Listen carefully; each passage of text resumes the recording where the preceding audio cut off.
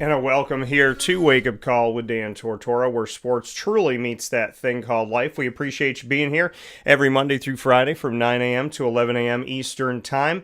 And we are here inside the Great Lakes Honda City Studios. Great Lakes Honda City, coming to you on 7140 Henry Clay Boulevard in Liverpool, New York. They are open for sales and service Monday through Saturday, so make sure you get yourself over there, and you can get a sneak peek of everything that they have to offer by going to GreatLakesHondaCity.com. That is GreatLakesHondaCity.com, where I have shopped for over a decade and got my vehicles, including my new 2025 Honda CR-V black on black, which I love so very much. Head out there to GreatLakesHondaCity.com today. And when you go onto their website, you can see their new cars, their pre-owned, the financing, the specials that they have, service and parts, and so much more. Make sure you call 315-451-6750. That's 315-451-6750 today, and let them know that DT sent you. So a lot of great stuff here on GreatLakesHondaCity.com, and of course at Great Lakes Honda City, that you'll find on 7140 Henry Clay Boulevard in Liverpool, New York. Wake Up Call with Dan Tortora comes to you on YouTube.com and Facebook.com worldwide, both /WakeUpCallDT. That's Facebook.com /WakeUpCallDT and YouTube.com /WakeUpCallDT. So however you're connected with the show, we thank you for tuning in. You're on internet streaming radio as well on wakeupcalldt.podbean.com, and Podbean also has a vast, growing over the years library of our content. There's over 1,900 episodes of Wake Up Call on Podbean, so make sure you check us out at wakeupcalldt.podbean.com and download shows right from the Podbean feed. You can also go to the Podbean app and search Wake Up Call with Dan Tortora and find us there as well. Awesome show set up here for you today inside of MonPazPopcorn.com's What's Poppin'. We're going to start things off with someone who is no stranger to the broadcast that I've known for many, many years, and that is Mr. Gary Stokan, President, CEO of Peach Bowl, Inc., which oversees the Aflac Kickoff Game as well as the Chick-fil-A Peach Bowl inside the College Football Playoff, and it was an integral part of moving the College Football Hall of Fame from South Bend, Indiana, to Atlanta, Georgia, along with all the charity that they do, their golf tournament, and so much more. Gary Stokan here to tell his story, as well as the story of what's coming up with the Aflac Kickoff Game doubleheader, Syracuse versus Tennessee, as well as Virginia Tech versus South Carolina down at Mercedes-Benz Stadium in Atlanta, where the season ended last year in the national championship. We will begin the season with an ACC-SEC doubleheader. And of course, the Chick-fil-A Peach Bowl will find its way in the college football playoff and in the path to the national champion once again this year, which I'm very excited for the opportunity for that down the road as well. In hour number 2 at 10:15 a.m. Eastern Time, I'll be joined by Bud Alderman, a longtime sports writer who's done a lot of work with the ACC and Florida State football. Him and I will talk about the topics that are on our mind following ACC kickoff that happened just a couple weeks ago. So very excited to have a full college football day with you here on Wake Up Call with Dan Tortora. And of course, I've been at Syracuse football camp. You can see all of our videos by going to Facebook at Wake Up Call DT, X at Call DT, and Instagram at wakeupcall_DT, as well as on youtube.com /wakeupcallDT. We're going to take a quick step aside here on Wake Up Call with Dan Tortora. When we come back, my special presentation with Gary Stokan, which also features his connection to Michael Jordan. You do not want to miss a second of what Gary and I had to speak on, which is coming up right after this.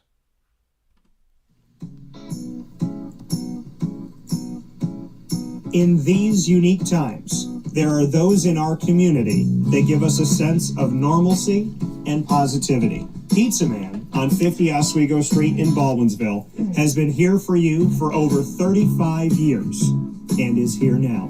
Call 315-638-1234 or order online at pizzamanbville.com to bring those familiar tastes into your home. And remember to come see our monthly on-site broadcasts centered around the community and our Baldwinsville beats. Pizza Man in Baldwinsville. Any way you slice it, they're always here for you.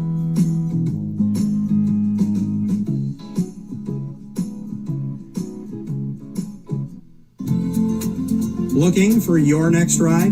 Look no further than Great Lakes Honda City, located on 7140 Henry Clay Boulevard in Liverpool, New York. Serving our community for decades, their new and pre-owned vast array of vehicles are available to you Monday through Saturday on site. To search from home, shop at GreatLakesHondaCity.com. Call 315-365-5576 to set up an appointment. That's 315-365-5576 for Great Lakes Honda City, 7140 Henry Clay Boulevard in Liverpool, New York. Great cars, great people, Great Lakes.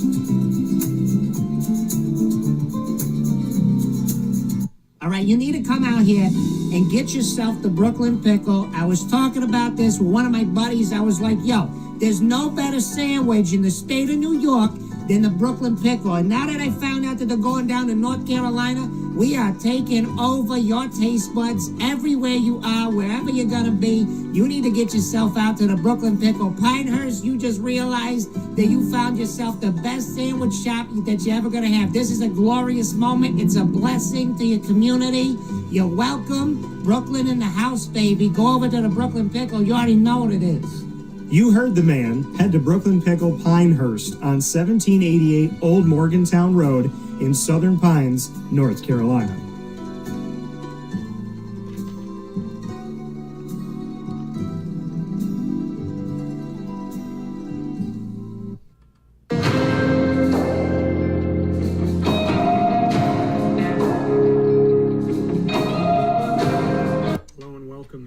To Wake Up Call with Dan Tortora. We're on site, on location at the ACC Kickoff down in Charlotte, and we're heading into the 2025-26 college football season.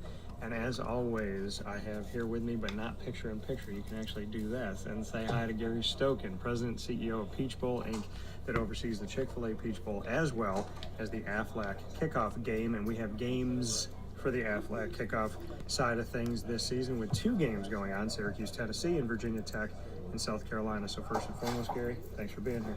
Dan, great to see you again. Great to see you as well. well. When we sit down and do this interview, it's college football season. Yeah, and it's crazy how fast this comes around. We were just talking about the end of this past season and it being in Atlanta. I mean, when we reflect back on the Chick-fil-A Peach Bowl that we had in this new iteration of the college football playoff, the first time we've ever had 12 teams, just to reflect on that game that you had, which was an instant classic. I remember looking at Matt, I turned around and looked at Matt Garvey, and we both simultaneously mouthed, wow, when Arizona State came all the way back against Texas. So just what you can say to the past Peach Bowl and what it meant to be a part of the playoff. Yeah, it was very successful first iteration of the playoff. Obviously, there's things that you can always improve after you do something for the first time. We've had numerous meetings with CFP, with Texas and Arizona State in our case, talking about how we can always be in continual improvement. So I think one of the big moves is the commissioners have decided to go on seeding, based on the CFP selection committee, 1 through 12. This is the last year of the 12-year first CFP contract. So they'll decide, what they want to do for 26 through 31 by December 1st. Hopefully we've done enough to remain a part of playing the quarters and the semis in Atlanta. And but I think in whole, everybody was pleased with the first year of a 12-team playoff. Yeah, and like you said, being a part of the Peach Bowl, you were in the rotation for the 4-team college football playoff, in as a semi, and then out as the quote-unquote New Year's Six in this 12-team and whatever it becomes as we move forward, to be a part of every road to a national championship. Every year, a quarterfinal or semifinal game coming through Atlanta at some point. Just what that means to the Peach Bowl, its history, and the fact that in this model, you are always a part of finding out who the national champion is going to be. Well, it's been a really interesting ride since 1998 when I first started in this job. We were looked at as a a third-tier bowl game by our own city and our own newspaper, and now to have risen to the point where we now host quarters and semis, and we're the first city to double host, or in the case of national championship, hosted twice in the CFP era. It says a lot about how far Atlanta's come from a bowl perspective. So great job by our volunteers who provide great Southern hospitality, our board with great leadership, our staff with flawless execution, and the whole of city of Atlanta, Mercedes-Benz Stadium. Give them a lot of credit for what they've done as well. So we're very blessed to have all the ingredients to put together the recipe of having, been called the capital of college football. And the capital of college football, it's where it ended and it's where it will begin. Last season ending the national championship in Atlanta at Mercedes-Benz Stadium shortly after the Peach Bowl. And then seeing this year the Aflac Kickoff Game kicking off, like I said, Syracuse, Tennessee, Virginia Tech, and South Carolina. To have that bookend, which is something you and I have spoken about before off the air, of ending in Atlanta and then beginning in Atlanta, just what that does for what you said, is the beacon, the home, the place of college football. Well, and that's been our strategy all along, is by moving the College Football Hall of Fame to Atlanta, where there's only one in the country. It's in Atlanta. We funded it. We helped develop it, design it. It was very important to where we wanted to go. Basically taking the kickoff game format and now running it for 18 straight years and changing basically the face of college football on the front side of the season, where prior to us doing the kickoff games, there were a lot of nondescript, openers and first couple of weeks of non-conference games. And now you look at this year with Clemson, LSU, Ohio State, Texas, Miami, Notre Dame, our two Aflac Kickoff games. The face of college football has changed on the front side of the season. So, being a part of the changing that and having that and still having two games, 3 out of the last 5 years, we've been able to do it twice over the first weekend, has been a phenomenal accomplishment by Peach Bowl Inc. Do you know that your two Aflac Kickoff games this season both have a connection to Syracuse? You have Syracuse, Tennessee, and then South Carolina, their quarterback, Lenora Sellers, was originally committed to Syracuse from South Carolina, and South Carolina came in late. I did an interview with him about how committed he was staying to Syracuse, and when I got done with that interview, I said every Syracuse fan probably held their breath and lost their mind a little bit because his pauses were really long, and at certain points, and he, after that, shortly after, decided to decommit. So it was kind of coming down the pipeline. But yeah, so you will have who could have been a Syracuse quarterback and whoever Fran Brown chooses between Steve Angeli and Ricky Collins Jr. So you have a double connect to Syracuse. Wow. That's pretty interesting. I didn't realize that. So and for Norris will be up for the Heisman Trophy and 100%. and really should be. I mean, off of the year he had last year. And, the connection to the ACC, I mean, you and I met at ACC Kickoff back in Greensboro way back when, over a decade ago, and we sat down and, this Peach Bowl before the college football playoff, you came out here and you made it a point to connect to this conference and see value in this conference. Your kickoff game features two teams from this conference. So just why the ACC and why continue to be so focused and partnered with their schools? What's interesting, we had 18 straight sellouts in the old Chick-fil-A Peach Bowl before the CFP. Yeah. And the connection was the ACC versus the SEC matchup. And when we moved to the CFP, knowing we were going to get more national teams coming in, we decided to take the ACC-SEC matchup and move it forward in the kickoff game format. Now we'll take an Oregon or a Washington, which we've had in the past, top 10 teams to come in to play in our kickoff game. But for the most part, it's been ACC versus SEC. It works. With the large alumni base of ACC and SEC schools living in Metro Atlanta, with them easily, accessibly being able to come in through 3 interstates into Atlanta. You need that attendance because we don't get any of the TV revenue in our kickoff games. So to make the payouts for SEC schools In a lot of cases, they have 100,000 seats. To give up a home game, you got to have that full attendance. And we've averaged over 65,000 fans. More than 37 bowl games has been the average in our Aflac Kickoff Game. So it's important, the ACC and SEC from a regional geographic basis to have them match up. And like you said, I mean, into that point, having ACC, SEC typically in the Peach Bowl before the college football playoff made those decisions for you, and to now carry that on in the kickoff game to keep that tradition, to keep that history, and to keep the rivalries and the excitement that can come from that. Just what that means to you that Peach Bowl Inc. gets to preserve something in college football when so many things are changing.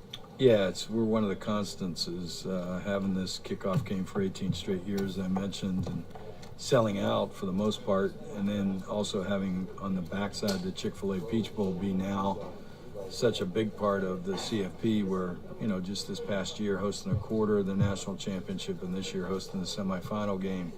It's been very rewarding, been a great run, and due to a lot of people doing a lot of work in the city of Atlanta, combining to get on the same page and really uniting to make sure that college football was relevant in the city of Atlanta.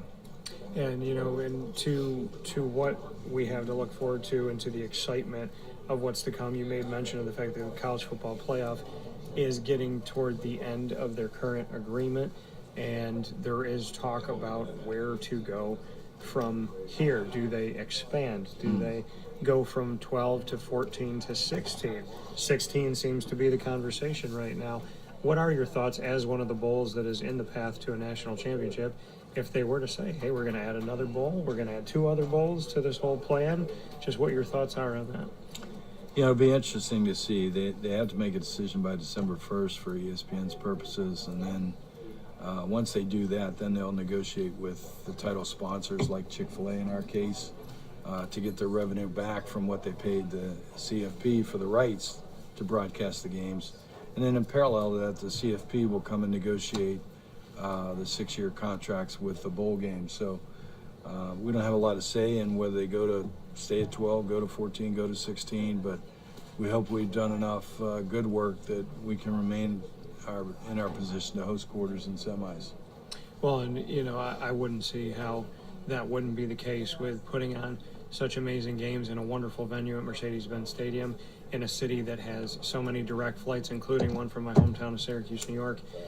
Another element that I think people don't talk about enough, but you've always brought up on the show, and I respect it, is the fact that, being the most charitable bowl and all of the money that you give, the people that you give it to, the different organizations, the why and who you're helping and why you're so dedicated to doing something like that. I'd love to go into that a little bit deeper with you to say, I hope that, we stay in this world where the bowl, our bowl game would be a part of the college football playoff, and I don't see why not for a lot of reasons, and one of those things being the fact that you dedicate yourself so much to helping people and going well outside of football.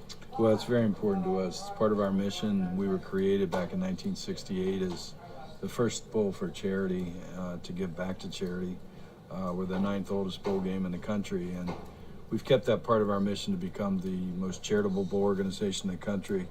We've donated $65.8 million to charities in our existence, and through the pillars of childhood education, through child care, through Lions Lighthouse, and through catastrophe. So we have $9 million in endowed scholarships at 35 universities throughout the country of teams that have played in our kickoff game or our bowl or our golf tournament, earmarked for Title I kids in our John Lewis Legacy of Courage Scholarship.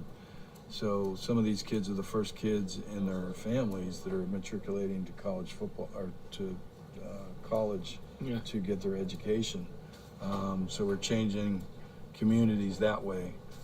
Secondly, our donation of $23 million now to Children's Healthcare of Atlanta, to the Aflac Cancer and Blood Disorder Center, through our kickoff games, through our bowl game, and our golf tournament, has now created 14 trials in 5 different hospitals in 4 different states. And everything from neuroblastoma to leukemia. We're trying to find cures and trials that will help kids maybe live another month or another year, maybe another life at a time. So that's awfully important to us in our mission. And so yeah, it's important to give back. We spent $13 million in moving the College Football Hall of Fame from South Bend to Atlanta and building the College Football Hall of Fame, where there's only one in the country, and it's in Atlanta, Georgia.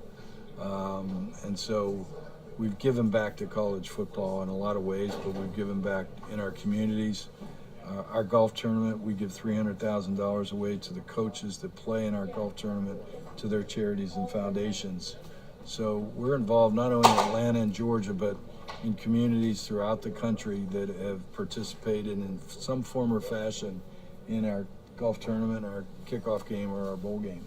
You know, and for you, the personal rewarding part of that, I mean, you and I have talked about faith, we've talked about God, we've talked about the more important things. Our conversations from the moment that we met were about humanity and what it means to be a good human and to help other people. So how does working with Peach Bowl and can be the president and CEO of this organization that gives so much, how is it personally paralleling your desires in life and your wants in life?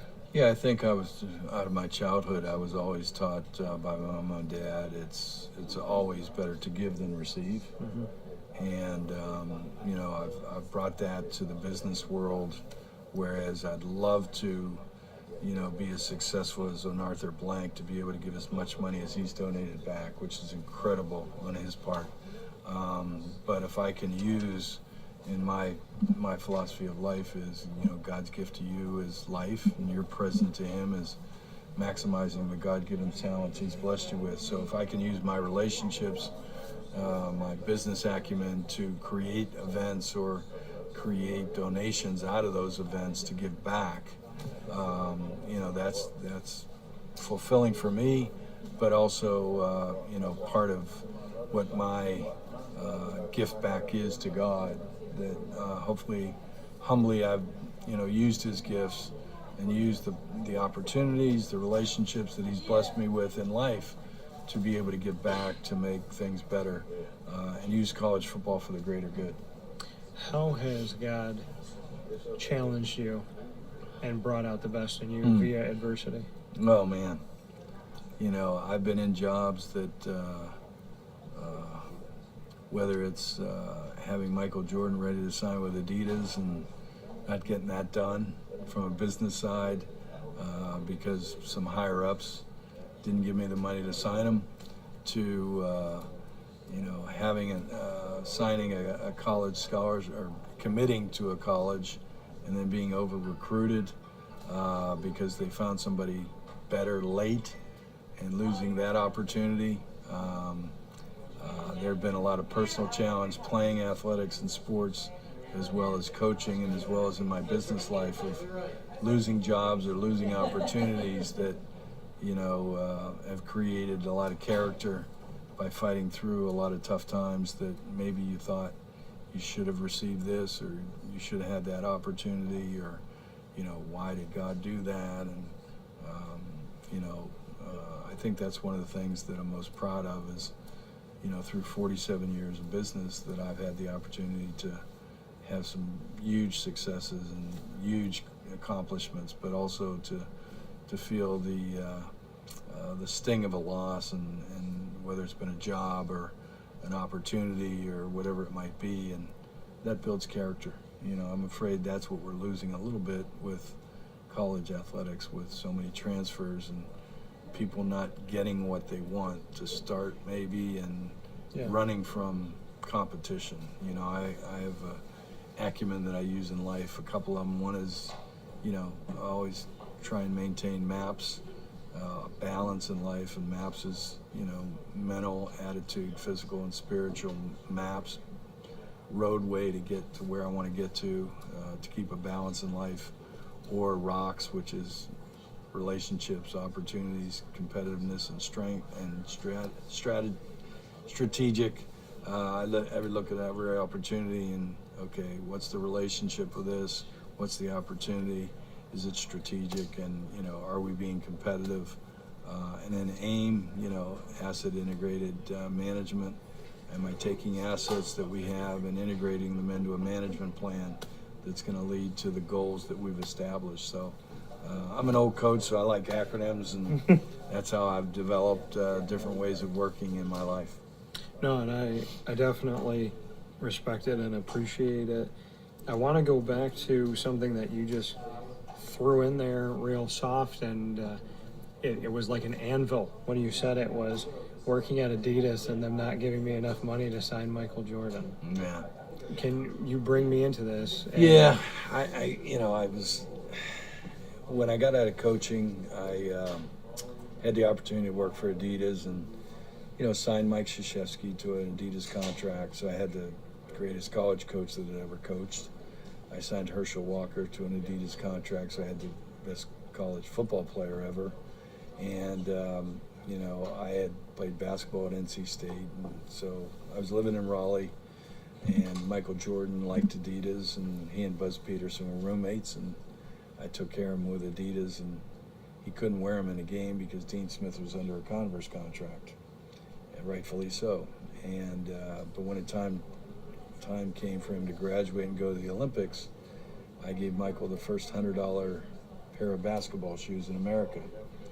They were called the Forum. They had leather high tops with a Velcro strap, and gave them to Michael and said, wear these up in the Olympic trials in Bloomington, because they were playing for Bobby Knight, who's going to be the coach. Yeah. So I have pictures of Michael wearing Adidas that actually exist. And when it came time for Michael to sign his shoe contract, he, in the book called Swoosh, his mother talked him into going to Nike. He didn't want to go to Nike, but David Falk, his agent, talked Mrs. Jordan into telling him to go to visit the people at Nike. And they went out there, and as they came out of the meeting, Michael's dad said, we got to sign with Nike. And David Falk agreed and said, yeah, this is an unbelievable deal. And this is all in the book called Swoosh. And it's quoted, Michael's quoted in that book saying, no, I want to sign with Adidas.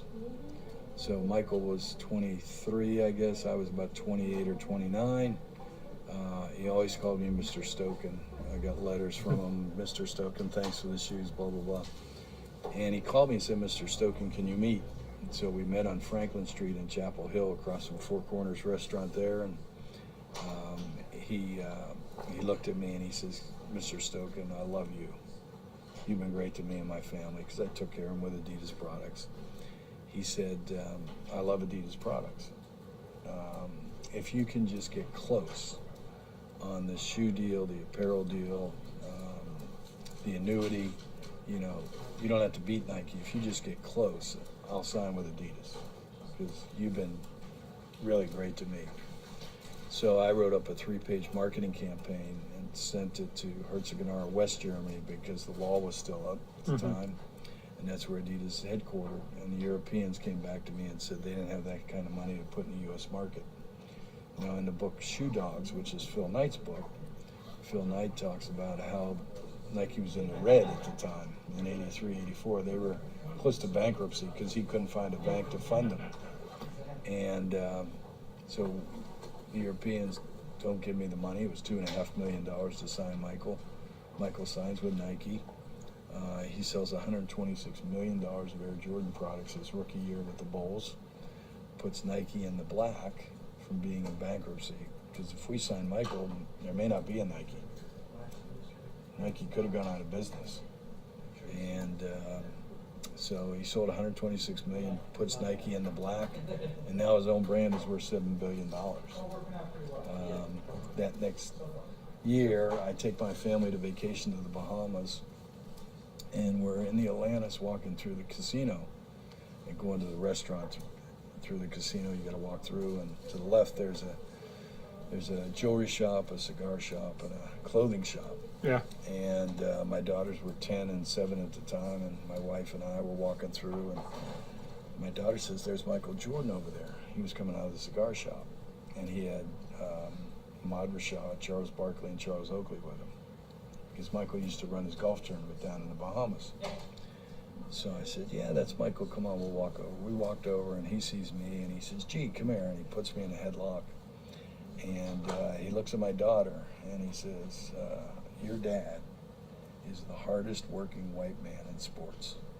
My daughter never forgot that. And then he went on to tell Barkley and Rashad and Oakley, yeah, Gary didn't think I could play, and that's why Adidas didn't sign me. So he stuck a dagger right in my heart, which Michael loves to do.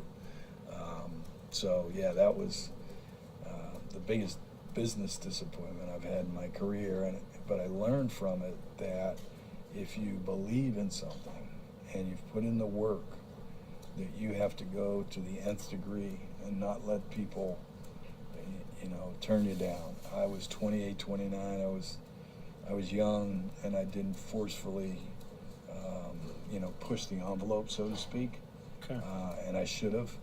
And, Adidas missed out on a huge opportunity. Now, Nike did not own its factories, and so its margins were a lot bigger than Adidas, because Adidas owned its factories, so our costs were much more higher in a shoe, but our shoes were much better than Nike. And Nike would run in Vietnam or, Cambodia or wherever on one line, and Reebok would run on another line, and Pony would run on another line, but Adidas owned its factories and made its shoes. And so, our margins weren't as big, but he sold 126 million of Nike. If he'd have sold 50 million of Adidas, and the opportunistic cost to put Nike out of business would have changed the whole athletic footwear industry. So having that opportunity, and I still look back on it, and it's a challenge every day to say, why didn't I just push it harder? Because I did all the work and had the opportunity and didn't convert on the opportunity. But in a way, having known you for as many years as I have, and knowing about your story and just listening to you talk about a lot of different things, I would say that when you say, God, why didn't this work out and why didn't that work out? I would say that not working out pushed you to be the Gary Stokan that I know, and pushed you to get the College Football Hall of Fame built down in Atlanta, and pushed you to be the president and CEO of Peach Bowl, Inc., and pushed you to make sure that this bowl game was a part of the college football playoff, and pushed you to, have this kickoff game and have the success, and giving you all of these relationships. I would say that as much as, Michael Jordan is Michael Jordan, you are such a well-respected person, and you work so hard. You're literally everywhere. I don't know how you do it sometimes, just physically going from one place to the other. So I would say that, that didn't work out, but arguably, and you could tell me I'm crazy, but arguably that not working out, I feel like has pushed you to make sure everything else has done that since then. Everything has worked out, and Peach Bowl Inc. isn't what it is without you. The Aflac Kickoff Game isn't what it is. The Chick-fil-A Peach Bowl isn't what it is, and it might not be in the college football playoff because of not only yourself, but the staff you've surrounded yourself with, the decisions that you've made. So I'm not saying it because I've known you for a long time. I'm saying Well, it you're very because, kind in saying that, and I do believe that it did teach me a lesson that you've got to push the envelope if you believe in something. Yeah. And I've done that since, and when we didn't get into the BCS back in 2006. When the BCS was bringing on another bowl game to add a championship. And they went to a double host model where the Rose, the Sugar, the Fiesta, and the Orange did their game, and then on a rotational basis they held the national championship game. And next year, the NCAA added a 12th game to the schedule. And I'm a competitive son of gun, and I learned from that. I went to my board and I said, hey, if they're not going to let us into BCS on the backside of the season, we're going to start the BCS on the front side of the season. And so I went to Terry Don Phillips, a friend from Clemson who was the AD, and they were going to be top 10 with Spiller and that team. And I went to Nick Saban, who was a friend from LSU, that it was his second year at Alabama, and said, I'm starting this new game, would love to have you two play. They came in, we sold out with over 70,000 people in the old Georgia Dome, and Alabama won 34-10. It's on the cover of Sports Illustrated. Alabama's back, and Nick Saban, if he were sitting there, would tell you that was the start of the run they went on until he retired. And so I called it the Daytona 500 of college football. I did receive a cease and desist letter from Daytona 500, but that's basically what we did. I was competitive enough to say, hey, they didn't let us in the BCS on the backside. We're going to start the BCS on the front side. And that's what we did. And now you look back, 18 years later, and, we've got the LSU Clemson games and Miami Notre Dames and Ohio State Texas is to start the season off now. So, I became very competitive out of that. And always was, but that pushed me a little bit harder. And when you look at the competitiveness that you have and the drive that you have to put together these games and to know what was coming up this year, and you've had the Aflac Kickoff Game, and sometimes you have a doubleheader. This year we have that doubleheader, which is going to take up that weekend, that Labor Day weekend, and really give us something to be excited about over the weekend with Syracuse, Tennessee, and with Virginia Tech and South Carolina. As we look to the future, what can you say? Because I know you're planning out schedules and you're doing different things, but you talked about ACC, SEC, and the importance of keeping that model that you had with the Peach Bowl before it became a part of the college football playoff. So what are the hopes for the future, and are you wheeling and dealing when you come out to media days? Because relationships obviously are important to you. Well, I've had one coach just here put me on the phone with their football operation director and their assistant AD to talk about scheduling in the future. And that's what you do. You work hard and meeting with ADs and coaches and finding out what opportunities they have, what openings they have, what interest they have in playing what teams. Back to that, looking for opportunities and strategic and being competitive, trying to beat other people to the punch. And so that's been something that we're trying to do. It's been an interesting dichotomy going on in the scheduling in the future, because you have the mixture of the ACC, SEC talking about 9-game schedules. You have the ADs worried about selection, how the selection process is going to go from 26 to 31 in a 12-team or 14 or 16-team playoff. You have the ACC viewership incentive now, that if you play in big games with big viewership, you get more money. So you got all these different things going on amongst a coach wanting to play another coach, an opening of an AD, or not having an opening, let alone the financial deal. So it's all part of a Rubik's Cube that I find consuming and interesting and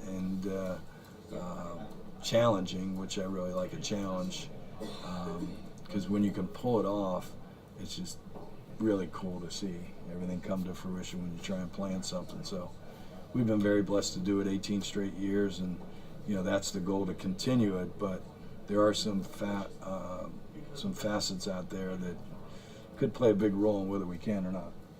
Yeah, and like you said, if a conference goes from 8 conference games to 9 conference games, what would be some of the other things that could affect a kickoff game?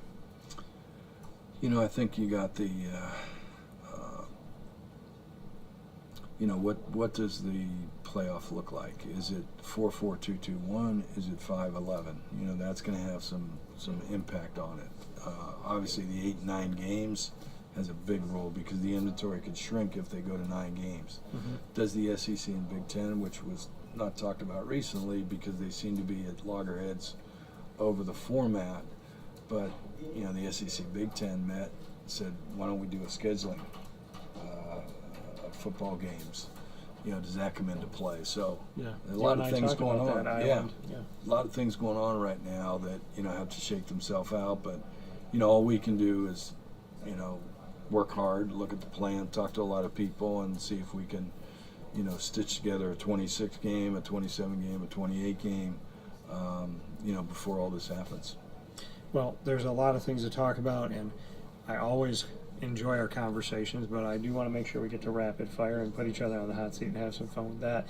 Before we do that, I want to ask you about Matt Garvey. He's the guy behind the scenes. We don't see him typically on the camera here, but he is right off the camera as we're talking here right now down in Charlotte, North Carolina. What it's like to travel with him, work with him, be around, because you have been a package deal. You know, for as long as I've known you, getting to see you both together, and he's usually the man behind the scenes. Well, we've been very blessed to, have Matt for, over 20 years as our VP of Communications. He does a great job building relationships, and so it makes my job easier. Matt's part of a team that I've been blessed with in this job 28 years, that Matt, my VP of Communications, Derek Martin, my VP of Events, Benji Hall's my VP of Sales, and David Epps, my VP of Marketing and COO, have been with me for over 20 years. And so if you talk to most of these coaches or players, they talk about continuity of team. They talk about, connection. And, we've been very, very blessed to be a team for over 20 years. I think it's one of the reasons why we've been so successful in what we've been able to do, whether it's the kickoff games or our golf tournament or our bowl game. It's just the connectivity. We're all, I'm an old coach, so, my business acumen on my team is teamwork, empowerment, accountability, management. We all work together as a team. No job too big, too small for anybody. You recruit people with a particular expertise, so you empower them to play their role. You let them understand the role, you have them accept the role, and then you empower them to play that role. So if we're going to hand you the ball, don't fumble it. Right? Yeah. And so we empower you to be able to run the ball and play your expertise, because you don't want a tight end playing quarterback, you don't want a lineman playing running back, right? You don't want a safety playing, defensive line. You don't want a point guard playing center. Everybody, whether it's legal, operations, marketing, sales, everybody has an expertise. And so we've tried to recruit people like Matt, who does a great job in particular roles, and then empower them to play roles. But the A in team is making them accountable to the rest of the team to play the role successfully. And M is, that's the way we manage the process, through teamwork, empowerment, accountability, management. Yeah, and he's actually right off camera.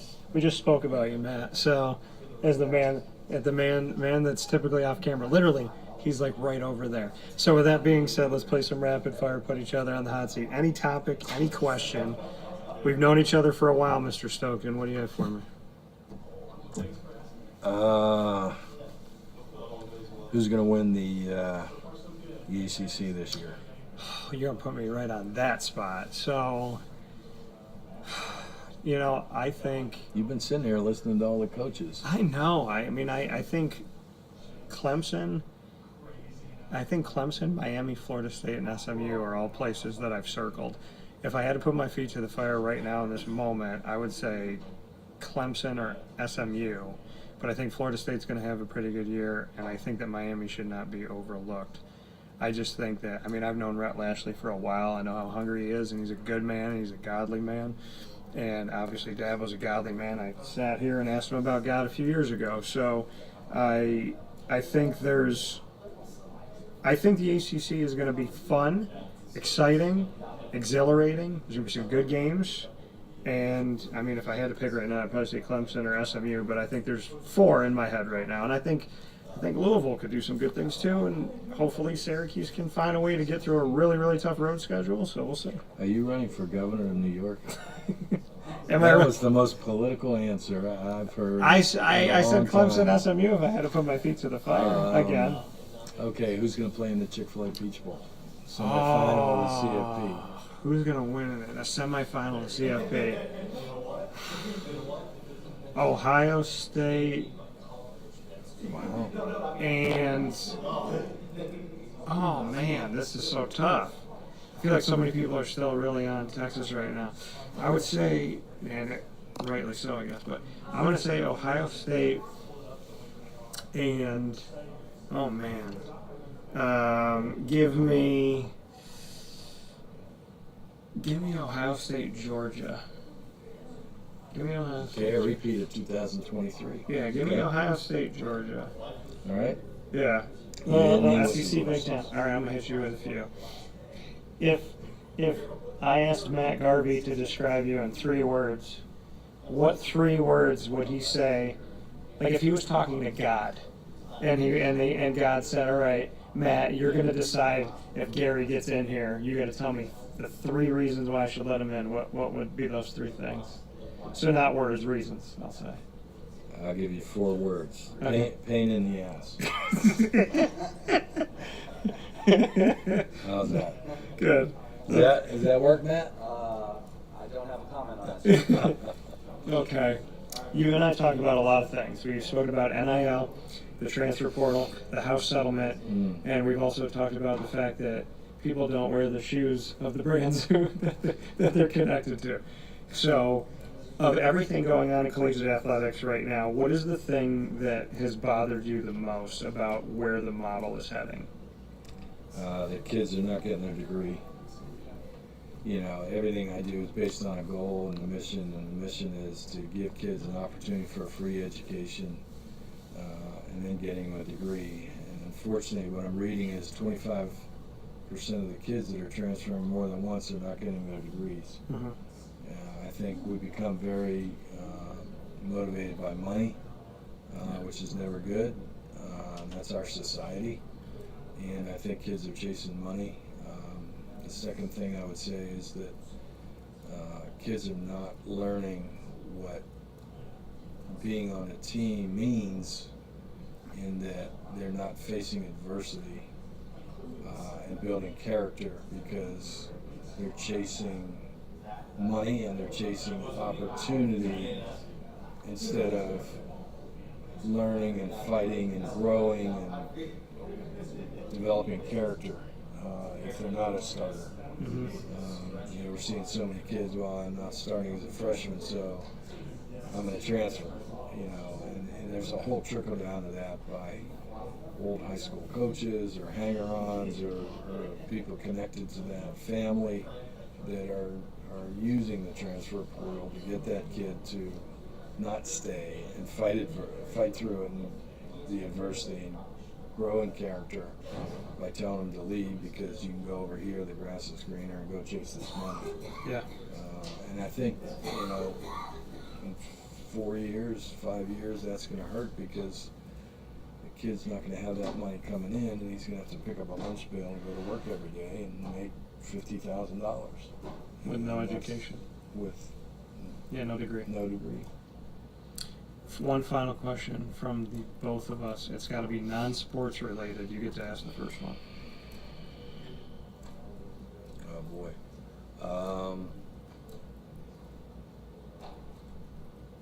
Not sports. Mm-hmm. What's the most important thing in your walk with God and faith? Making sure that I hold up my end of the bargain, because he always gives me his. I would say, you know, when I have been impatient, he has been patient. When I have been confused, he's been clear. When he has told me exactly what to do, I have said, no. Mm-hmm. I think I can figure it out better. Yeah.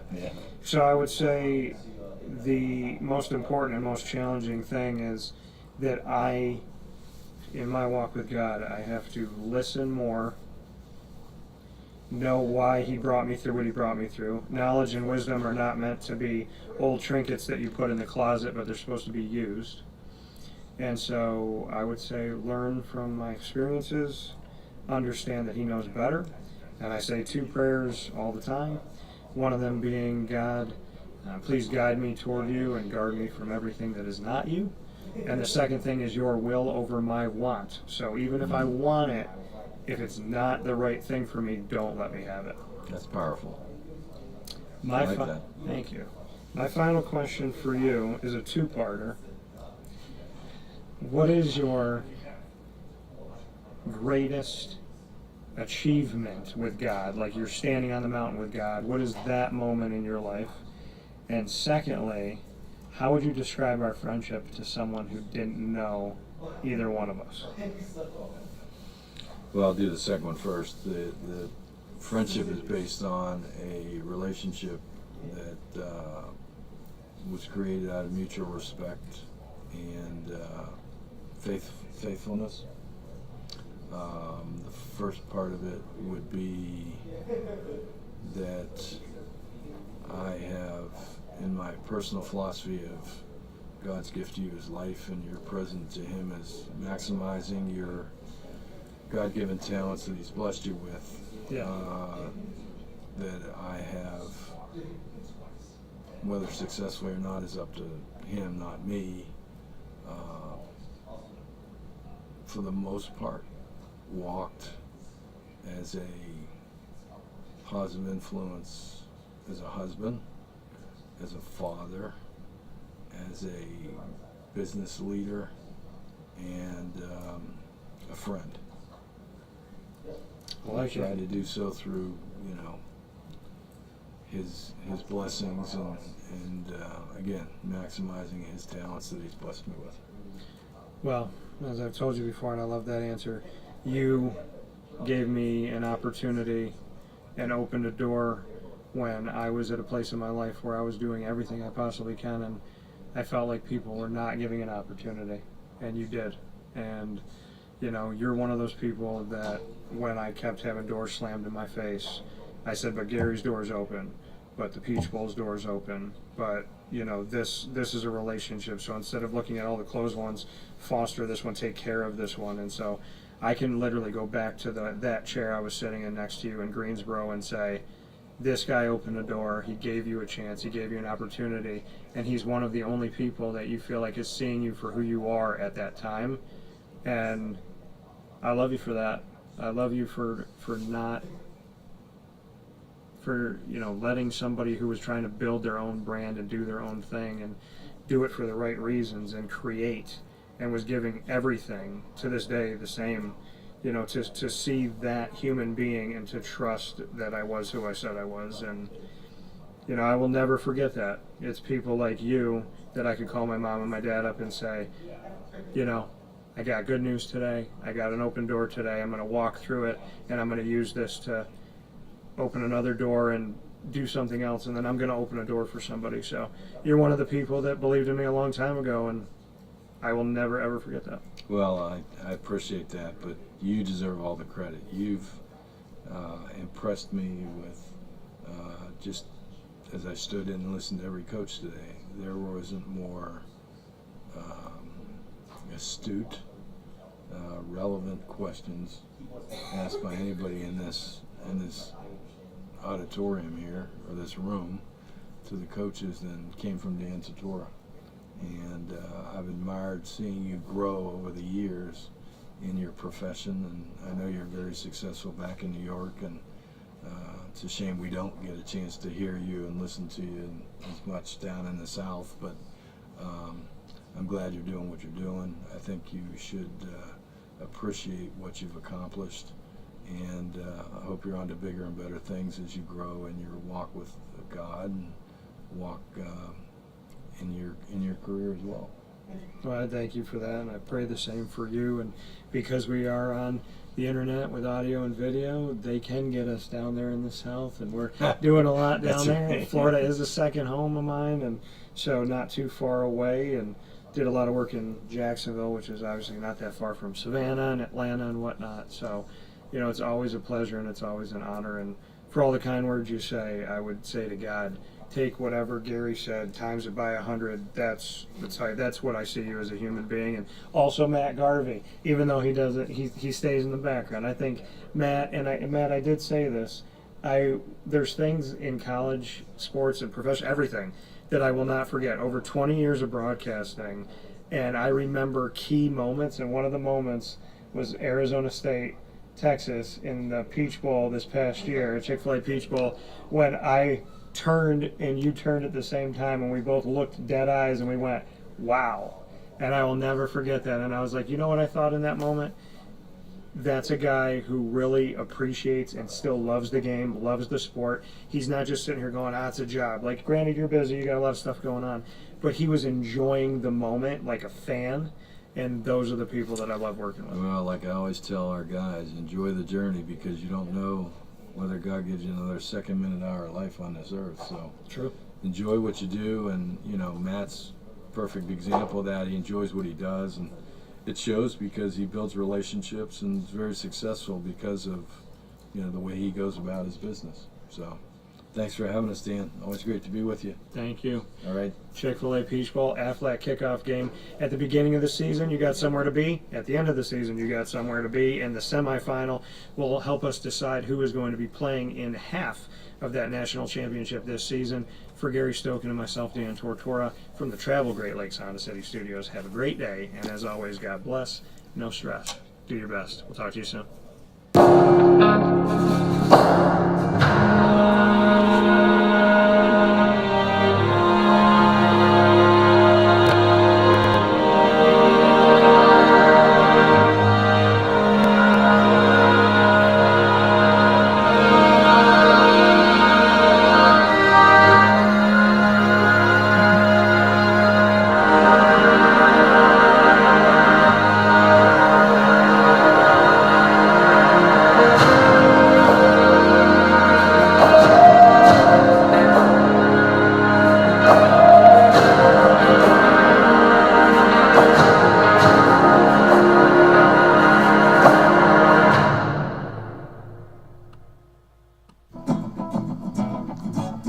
Hi, this is Amy from Mother's Cupboard, home of the whole frittata. We are open daily 6 a.m. to 1:30 p.m. For takeout orders, call 315-432-0942 and tune in to Wake Up Call with Dan Tortora for our monthly food challenge and try our Wake Up Call signature menu item available 7 days a week.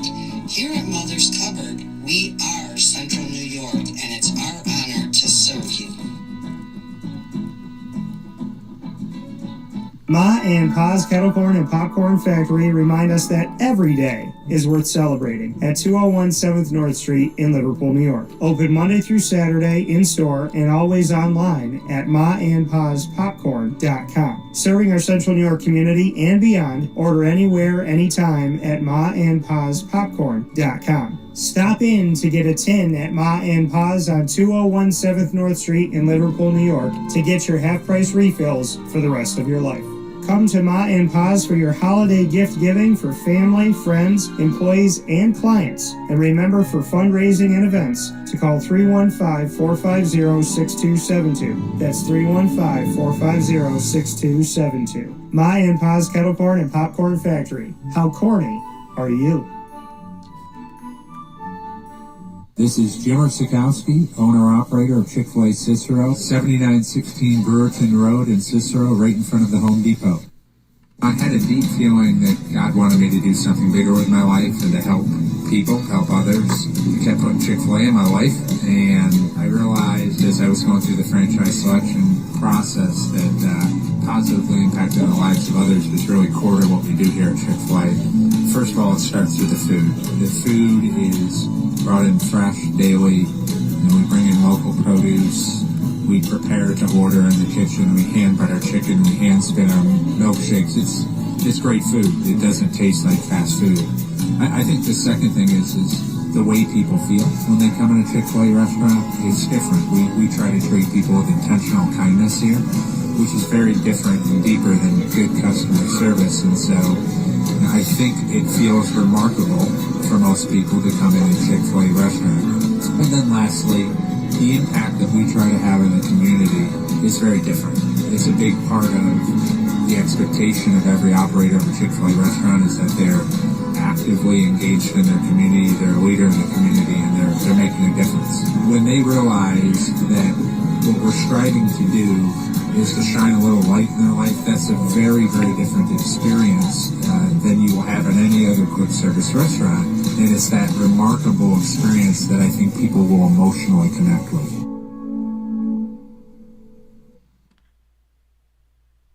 Here's a message from Renee from Bryan's Landing, located on 6523 East Seneca Turnpike in Jamesville, New York. Open Tuesdays and Wednesdays for dinner, Thursday through Saturday for lunch and dinner, and Sundays for brunch.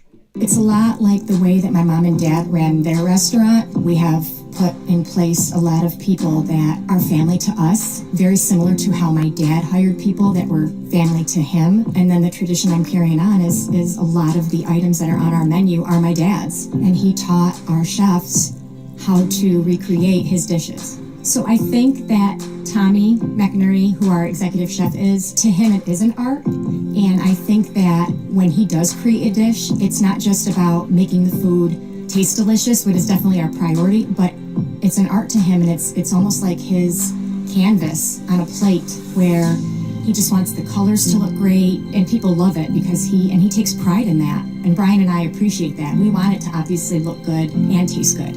I will tell you, when we opened up, it was 6 weeks before COVID. And what was amazing was the community, our friends and family stepped up, and everybody did takeout. Everybody supported us. Our hearts were just so filled. So to Brian and I, obviously our friends come all the time, and we just have repeat customers in Janesville, and I think people going to our previous restaurant in Green Lakes are making the trip to come to Brian's Landing to support us. And I mean, I think we have great food and a great atmosphere. So it's very, very important to us. Head to Brian's Landing, located on 6523 East Seneca Turnpike in Janesville, New York, where memories have become recipes that are now meals to share with you. Tuesdays and Wednesdays for dinner, Thursday through Saturday for lunch and dinner, and on Sundays for brunch. And be sure to come out for live music Friday, Saturday, and Sunday.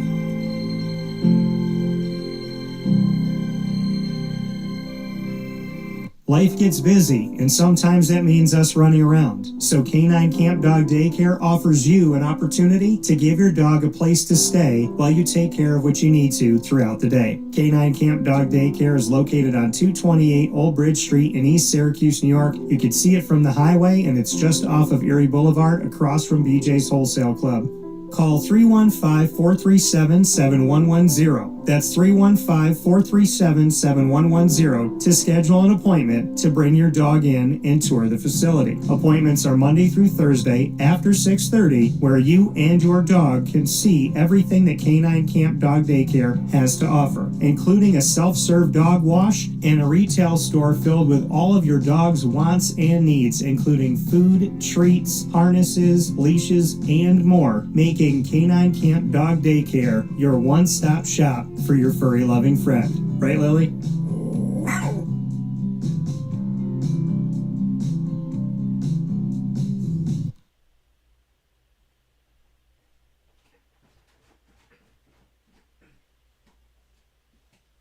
And a welcome back here to Wake Up Call with Dan Tortora, where sports truly meets that thing called life. We appreciate you being here Monday through Friday from 9 a.m. to 11 a.m. Eastern Time. And I want to thank Gary Stokan, as always, for being a part of the show and here inside the Great Lakes Honda City Studios to be able to share that special with you. I now ask you the question, have you gotten your tickets yet for the Aflac Kickoff Game? Have you gotten your tickets to go down for everything we just talked about here with Gary, the many conversations within the conversation, one of those being the fact that with the college football playoff now determining who's going to be in what games based on seeding and the bracket, we don't have the Chick-fil-A Peach Bowl having that ACC SEC matchup because now the college football playoff determines what that matchup's going to be. So in order to keep the heart of that alive and keep that matchup alive, they've decided to go to the Aflac Kickoff Game with Peach Bowl Inc. and continue that ACC SEC. So I love that. So let's go over that again. The Chick-fil-A Peach Bowl used to decide who played in their bowl game. Now with the college football playoff, seeding decides, and who wins matchups decides who's going to be in their Chick-fil-A Peach Bowl game, as it's one of the 6 bowl games that is on the path to the national champion inside of the college football playoff. So with the Peach Bowl's history being ACC versus SEC, and now it's whatever ends up happening in the college football playoff, they wanted to keep the spirit of that alive, and they've done that with the Aflac Kickoff Game, which continues what the Peach Bowl used to do, which is ACC SEC. And Syracuse, Tennessee will play on Saturday, August 30th of this year, later on this month. And on Sunday, August 31st, Virginia Tech versus South Carolina. So my question to you is, have you bought your tickets for the Aflac Kickoff Game between Syracuse and Tennessee? Are you planning on heading down to Hotlanta to go and see this? I will be at the game by the grace of God, so I look forward to being there. I want to know if you've bought your tickets yet to the Aflac Kickoff Game between Syracuse and Tennessee. And I'm asking the Syracuse fans here. You know, I've gotten to know y'all. Y'all have been very supportive, and I appreciate you so very much for that. My question to you is, are you supporting the Syracuse Orange and heading down to see their season opener of Fran Brown's second year with the team? Are you going to this Aflac Kickoff Game? I want to know. So let me know. It's on social media now. I just shared it with you on X at CallDT. That's CALLDT. And I shared it on Facebook as well and put it into a couple groups that I'm connected to. And I'll be sharing it on Instagram. But I have the link there for you to buy tickets. So you can buy tickets right from my post itself. So make sure that you do that here today. It says, Syracuse Orange fans, have you bought your tickets to the Aflac Kickoff Game at the beautiful Mercedes-Benz Stadium in Atlanta, Georgia for their matchup versus the Tennessee Volunteers? Don't miss the season opener, and you can click right there to buy your tickets. It'll take you through to Ticketmaster, which is connected to the Aflac Kickoff Game website. You can see what seats are still available, and you can get your tickets today. And so make sure that you do that here. Folks, don't miss out on it. I know you Syracuse fans can't wait for the season, but we need y'all to show up to the game. And if you want to have moments like this, right, what do they say? If you want to have nice things, you got to know how to treat them. So if you want to go and have events like the Aflac Kickoff Game and put Syracuse in a marquee position where they could be seen around the country and the world at things like the Aflac Kickoff Game, well, then you got to show up. So Syracuse fans, I want to see you out there. Tennessee's got a new quarterback. Syracuse will have a new quarterback or quarterbacks. We shall see. And then Virginia Tech will take on South Carolina. And South Carolina will feature a quarterback that was committed to Syracuse that is now a national name, and he's been on this show more than once. That's Lenoris Sellers. And, of course, I cover Virginia Tech. So I have a connection to South Carolina and Lenoris Sellers. I have a connection to Virginia Tech in covering them for over a decade with the ACC coverage. I have a connection to Tennessee with Josh Heupel and covering him at UCF. And I have a connection with Syracuse, of course, with over 20 years of covering Syracuse football. So a lot of cool stuff happening. 100% of the 4 teams that are going to be at the Aflac Kickoff Game doubleheader, I have some connection to. So make sure you make your way down to the game. Do not miss an opportunity to go out there and support. And I'm going to share the link as well onto our Facebook feed, our Podbean feed, and I'm going to share it onto YouTube. So you could buy tickets for the Aflac Kickoff Game. There's a doubleheader going on, so you could buy your tickets. Make sure you do that. So buy tickets for Syracuse versus Tennessee. Again, this is a big moment for Syracuse. They could have picked somebody else to go up against Tennessee. They could have had another ACC school have this ACC-SEC matchup. You don't want to miss out on things like this, and you want Syracuse to be able to play in games like this. So on behalf of my hometown, I'm telling you, make sure that you buy your tickets, show up and show out. You don't want this to be a home game for Tennessee, because obviously they're going to be playing closer to home in the state of Georgia than Syracuse is going to be. But those of you that know Syracuse Airport know very well that Delta has direct flights to Atlanta. Very easy, very simple. Buy your ticket, get on a plane, find your way down to the game. So you could buy tickets for Syracuse, Tennessee, and get a direct flight from Syracuse to Atlanta, Georgia for this game that is played on neutral ground in the Aflac Kickoff Game on Saturday, August 30th at noon Eastern Time. I look forward to seeing you down there. There's going to be that burnt orange Tennessee color and the vibrant orange Syracuse color. Which one's going to have more? Now, I've been to MetLife, right? And I've seen Syracuse there, up against USC. Syracuse was the road team. Up against Penn State, Syracuse was the road team. Up against Notre Dame, Syracuse was the road team. But that one felt a little bit more even, I guess. Notre Dame wasn't that good at the time. Syracuse wasn't that good at the time. So I feel like it was kind of even in that sense. But You don't want Syracuse to be playing a road game. This is a neutral field game, and you want to make it feel that way. So make sure you get your way out to this awesome game. And I could tell you from being at Mercedes-Benz Stadium, this is the home of where the national championship was just played. It's the home every year of the Chick-fil-A Peach Bowl. It's one of the best venues that I've ever been in for a football event. The last time I was there was the national championship between Ohio State and Notre Dame. Before that was the Chick-fil-A Peach Bowl in the same season last season between Texas and Arizona State, which was an instant classic. I appreciate the city of Atlanta. I love going to Mercedes-Benz Stadium. I believe I went to the stadium like the year that it opened or pretty close to it. So make your way over to Atlanta, to Mercedes-Benz, and show up and show out. Which orange is going to win the day? Syracuse's vibrant orange or Tennessee's burnt orange? The fans decide. So get your tickets. They're on our YouTube feed. They're on our Facebook feed. They're on our Facebook timeline. They're on our X timeline. And they're also on Podbean's live feed internet radio. So get your tickets today. Do not waste a moment. Syracuse, Tennessee, kicking off the season at the Aflac Kickoff Game Saturday, August 30th at noon Eastern time of this year. So when we get into this Saturday, because I'm thinking right now, right, we're in, what's today? August 6th. So we got 6, 7, 8. So yeah, so we're, 3 weeks? About 3 weeks out from this happening. That's crazy. That is absolutely crazy. So today's the 6th. So we got 7, 8, 9.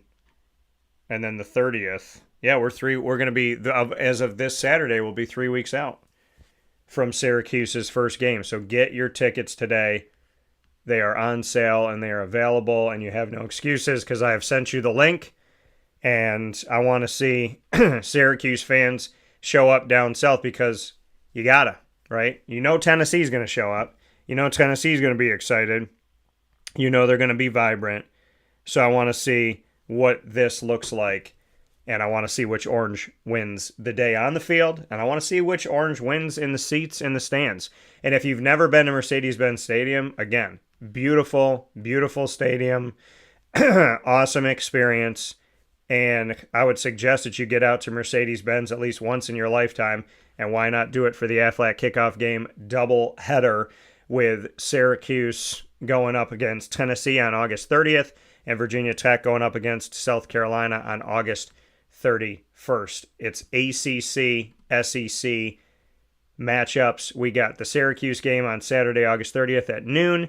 And we have the Virginia Tech, South Carolina game Sunday, August 31st at 3 p.m. So make sure you get your tickets now. I'm taking a look at what's available here. And there's a bunch of...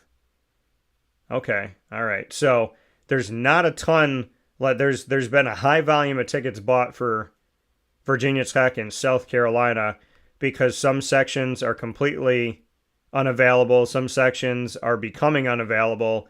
And really, the lower bowl is the majority of the sections that are available right now for the Aflac Kickoff Game between South Carolina and Virginia Tech.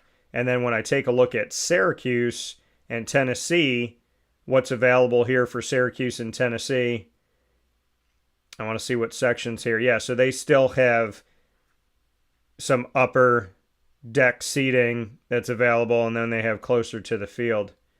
So there's actually some really good seats in the Syracuse end zone. They got good seats in the Tennessee end zone that are under $200, which is good there. And then they got some where you're right there on the sideline here, and those tickets are the club level seats, and those are the higher price ones. There's still some of those available, but you should definitely get yourself. There's some good end zone seating that's available in the Syracuse end. There's only a little bit left in the Syracuse end zone. There's more left in the Tennessee end zone. But make sure you buy your tickets now. Like I said, I sent you the link. You got no excuses.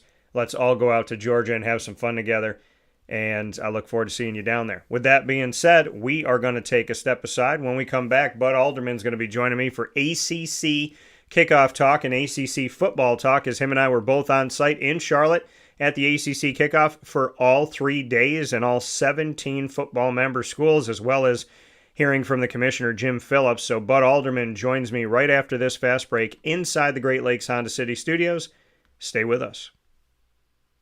Avicoli's restaurant, located on 7839 Oswego Road in Liverpool, New York, has been serving our community for decades. Your place to go for home cooking on the corner of Route 57 and Wetzel Road is just minutes from Liverpool High School. And every single month, Wake Up Call with Dan Tortora is on site, on location, with Liverpool sports, student athletes, coaches, and administration telling their stories throughout the year. We look forward to seeing you on site at Avicoli's for their casual pizza side, their fine dining, as well as their bar. And of course, you can order online at myavicolis.com. That's myavicollis.com. For takeout, delivery, and catering, call 315-622-5100. That's 315-622-5100. Come on into the neighborhood spot, Avicoli's, open 7 days a week in Liverpool, New York.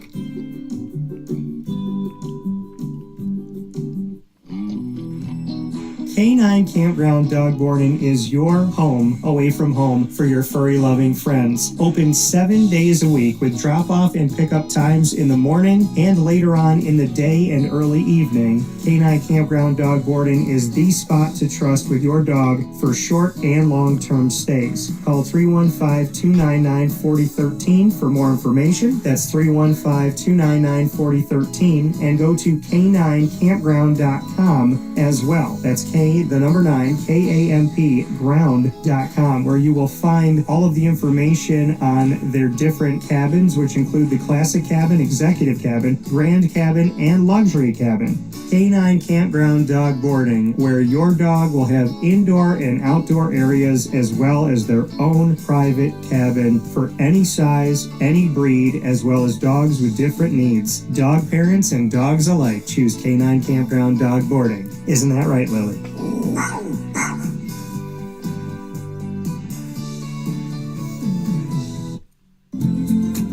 Looking for your next ride? Look no further than Great Lakes Honda City, located on 7140 Henry Clay Boulevard in Liverpool, New York. Serving our community for decades, their new and pre-owned vast array of vehicles are available to you Monday through Saturday on site. To search from home, shop at GreatLakesHondaCity.com. Call 315-365-5576 to set up an appointment. That's 315-365-5576 for Great Lakes Honda City, 7140 Henry Clay Boulevard in Liverpool, New York. Great cars, great people, Great Lakes.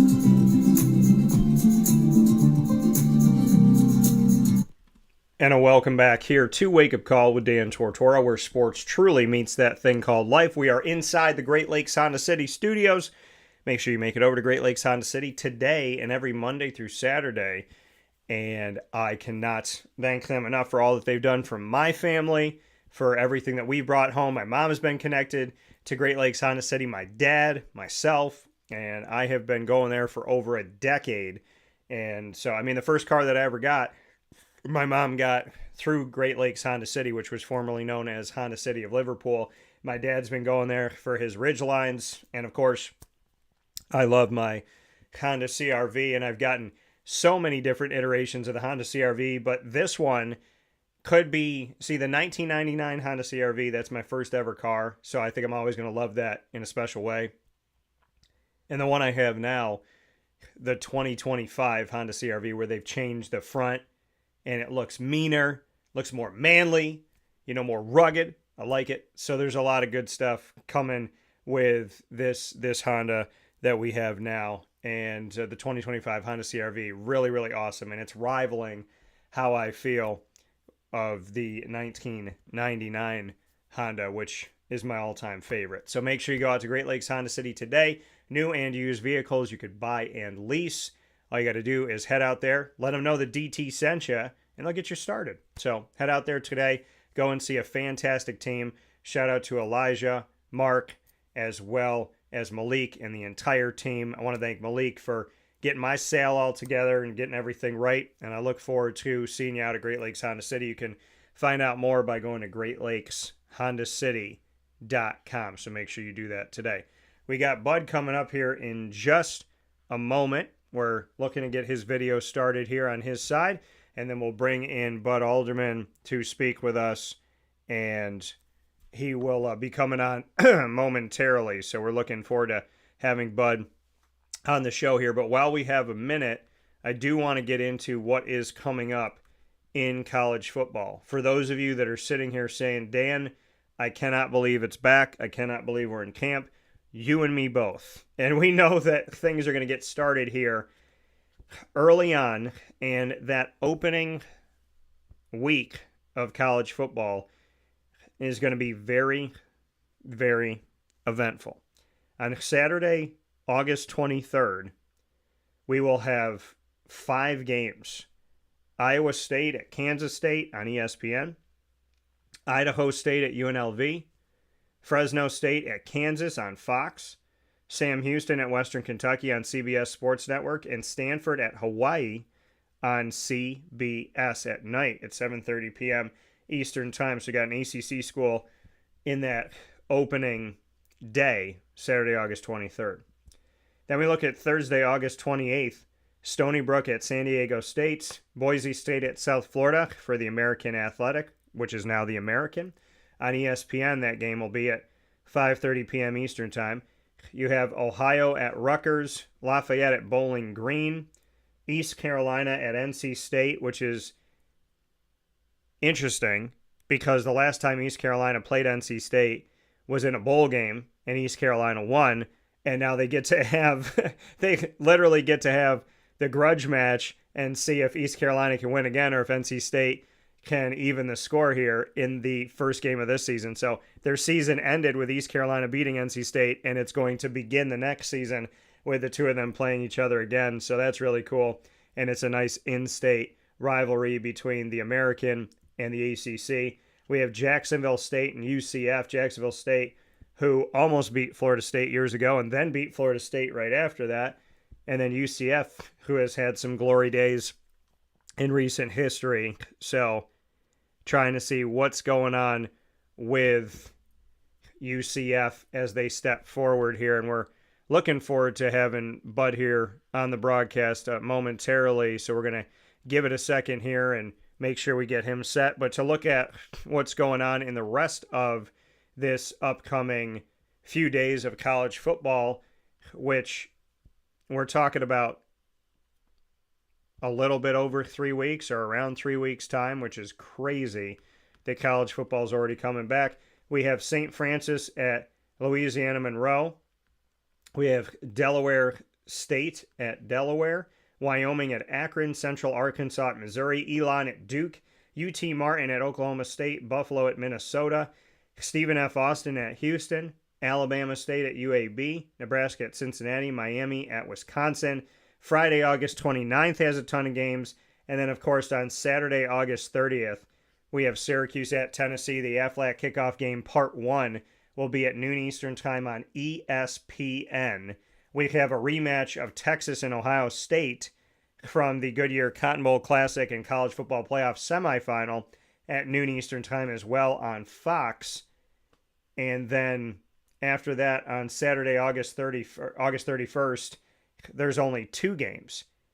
Virginia Tech, and they're 2 great games, though. Virginia Tech at South Carolina at 3 p.m. Eastern Time in the Aflac Kickoff Game Part 2 on ESPN, as I had stated before.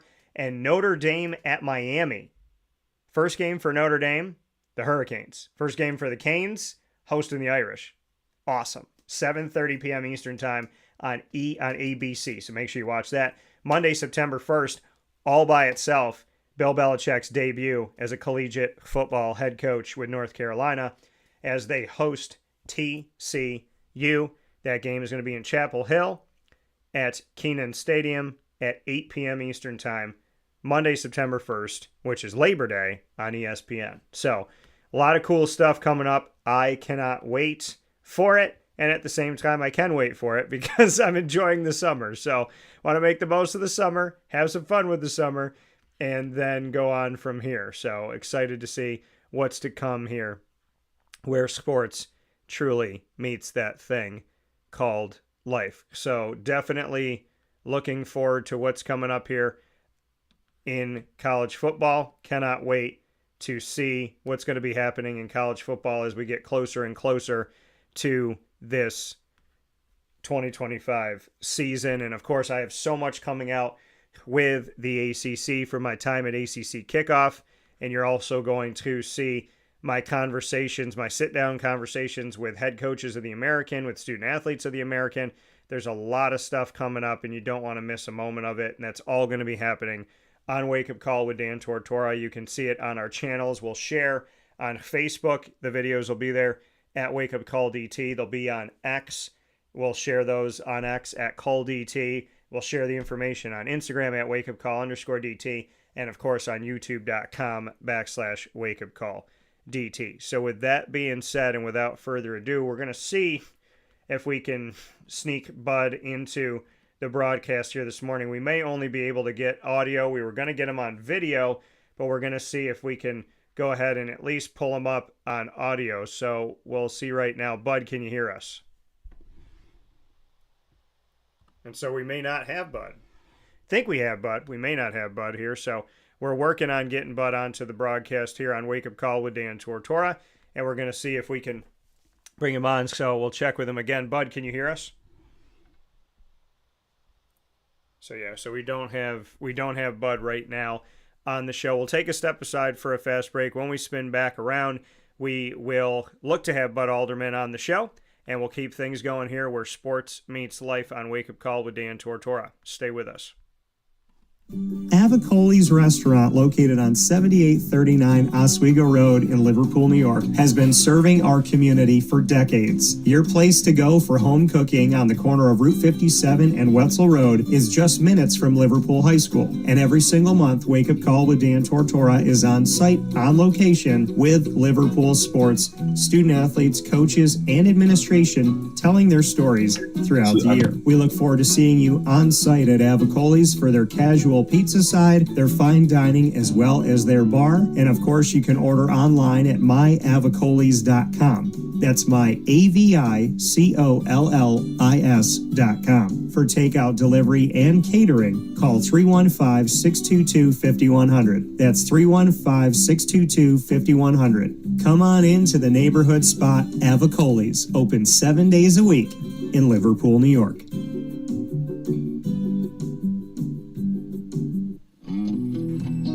K9 Campground Dog Boarding is your home away from home for your furry-loving friends. Open 7 days a week with drop-off and pickup times in the morning and later on in the day and early evening. K9 Campground Dog Boarding is the spot to trust with your dog for short and long-term stays. Call 315-299-4013 for more information. That's 315-299-4013, and go to k9campground.com as well. That's KAMP ground.com, where you will find all of the information on their different cabins, which include the classic cabin, executive cabin, grand cabin, and luxury cabin. K9 Campground Dog Boarding, where your dog will have indoor and outdoor areas as well as their own private cabin for any size, any breed, as well as dogs with different needs. Dog parents and dogs alike choose K9 Campground Dog Boarding. Isn't that right, Lily?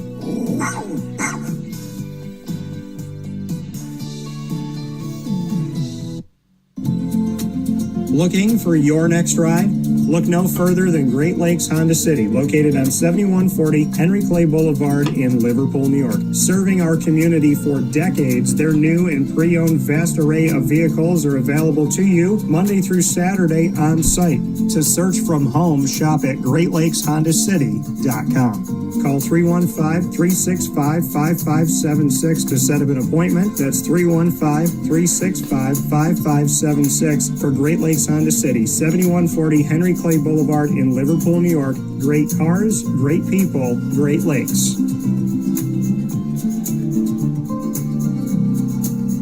And a welcome back here to Wake Up Call with Dan Tortora, where sports truly meets that thing called life. We have Bud here with us in some way, shape, or form, and that is going to be audio-wise here this morning. Bud Alderman, a longtime sports writer, and happy to be here speaking on the 2025 ACC Kickoff. So our thoughts from ACC Kickoff as well as the upcoming season. Bud, how are we doing today? Well, Dan, I'm doing good. I can't say the same for my computer. Yeah, no, it's okay. Hey, things happen. It's technology. That's life. It's the life that we live in. So, we got to be able to navigate, and that's part of going live. So, with that being said, I mean, we take a look at the fact that you and I were both on site, on location for the ACC Kickoff. Once again here in 2025, 3 days, 17 teams. What were your, when you reflect on the ACC Kickoff a couple weeks removed, what is the first thing that comes to your mind when you think about the kickoff? What's that top of mind thing? Well, the first thing was I've never seen so many media people there on the last day. Yeah, true. Very true. And, go ahead. It reminded me of the red carpet in Hollywood, the way they had the cameras lined up. Yeah, all along this side, blocking the doors. So, they were obviously there to see Bill Belichick. What was your take of how Bill Belichick was in the room? People were wondering, is he going to give an opening speech? Is he going to have an address? Is he going to go straight to questions? How is he going to be with the questions? There was a lot of thoughts going into this. What did you think coming off of it, now being able to reflect on it, seeing for the first time at ACC Kickoff, Bill Belichick is the head coach of the North Carolina Tar Heels? Well, I believe his message was very similar to most of the coaches. Obviously they're all going to have a great season, and they're going to do this and they're going to do that, and they've got their key players. And I mean, he to me, he came across like a college coach. I mean, that's my opinion. I didn't see anything different than what you see from Dabo or anyone like that. Yeah, and that's and the fanfare like we were talking about that was around it was pretty crazy. And you could see as the momentum was going from day 1 to day 2 to day 3, and how security got a little bit more, and there was ropes next to the elevators that were containing everybody into a space and whatnot. So it definitely started to, you could tell that something was coming up over time. And, we got to obviously see him and see what he had to say. I had the opportunity of speaking with him and asking a question there in the room, which I appreciate and, value greatly that I had the opportunity to do that. Looking at Florida State, a team that you've covered so much, speaking of another coach in the room, Mike Norvell, as you know, and you and I have talked about it, I've gotten to know Mike over the years, knew him at Memphis the whole time that he was there, and obviously the whole time he's been at Florida State. He was the coach that was the loudest and looked like the most ferocious one that's out there. Every coach had a message, but Mike Norvell seemed like he was talking to his team in the locker room at halftime. What did you take away from the way that Mike Norvell conveyed his message at ACC Kickoff in 2025? Well, Dan, I'm glad you brought that up because to me, I was looking around for the tent because it was like an old-fashioned revival down in the South. I mean, he was preaching to the choir, and I've known Mike since he's been at Florida State, and I talk to him every year. And when I'm covering at games, he's always been gracious enough to stop and talk, sometimes before the games. And I've never seen him like that, and I just think he was trying to ignite a spark in his players that were there, and for them to carry that on back to the team. Yeah, and I mean, for you, having spoken with him and covering Florida State and seeing the Bobby Bowdens and the Jimbo Fishers and the Willie Taggarts and Mike Norvell and whatnot, what did this message leave you with? Having seen different coaches with a different way of going about their business, how did you receive it personally, being someone who's covered Florida State for so long? Well, I received it as last year is not going to be a repeat. He's letting the players know. He's brought in new coordinators, both sides of the ball, a lot of new coaches, and made drastic changes. And to me, last year there was no leadership on either side of the ball. I felt that was the problem last year with that team.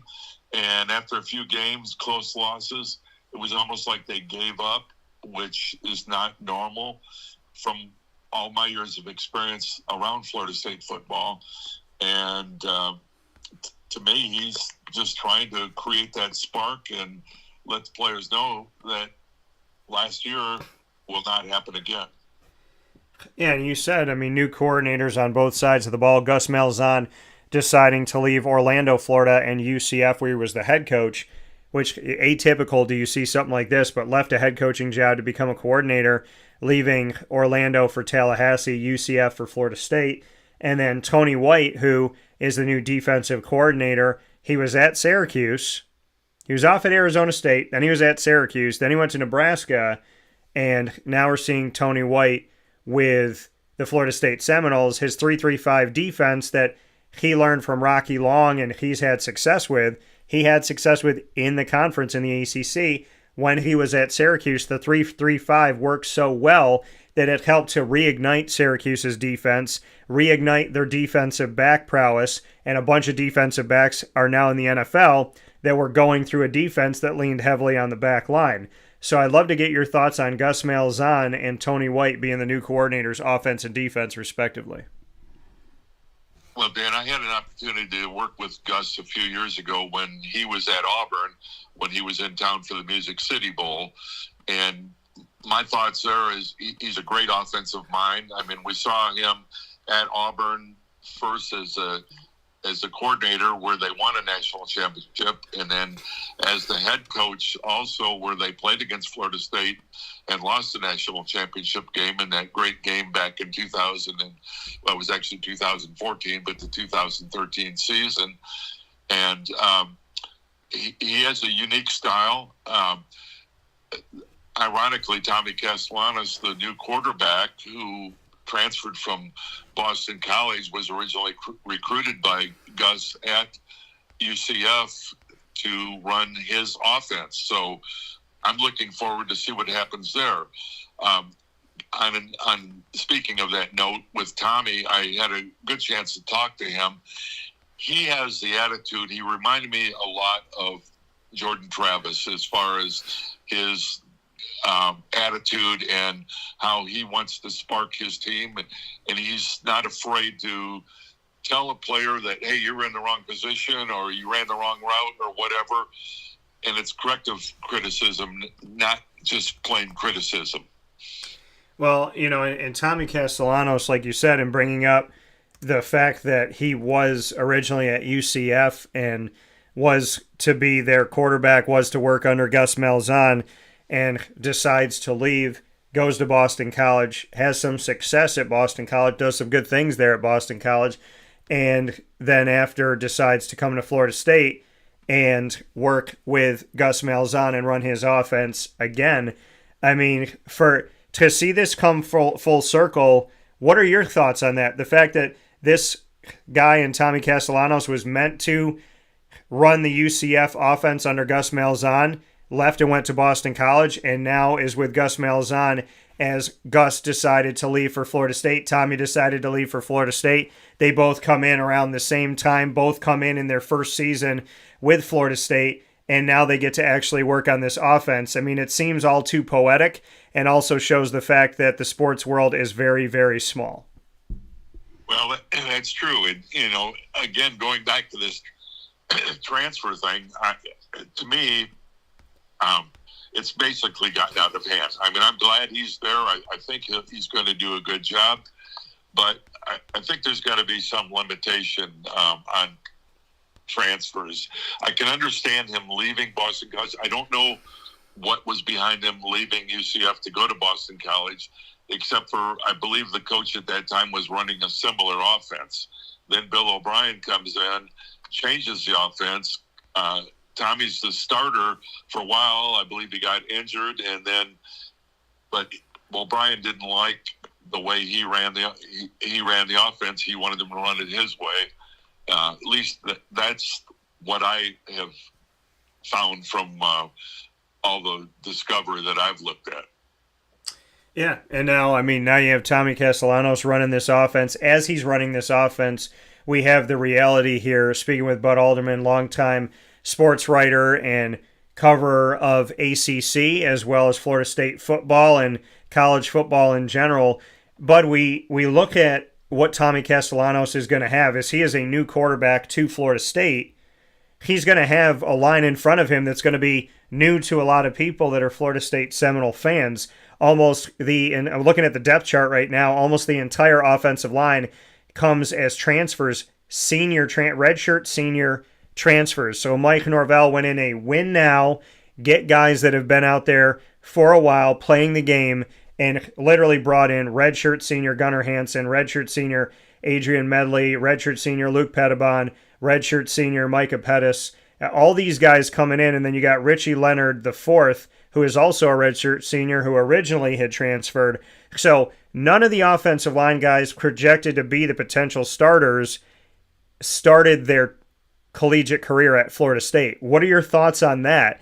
That we're seeing arguably an entire offensive line that's going to be filled with all transfers and potentially 4 out of 5 positions with guys that just transferred into Florida State.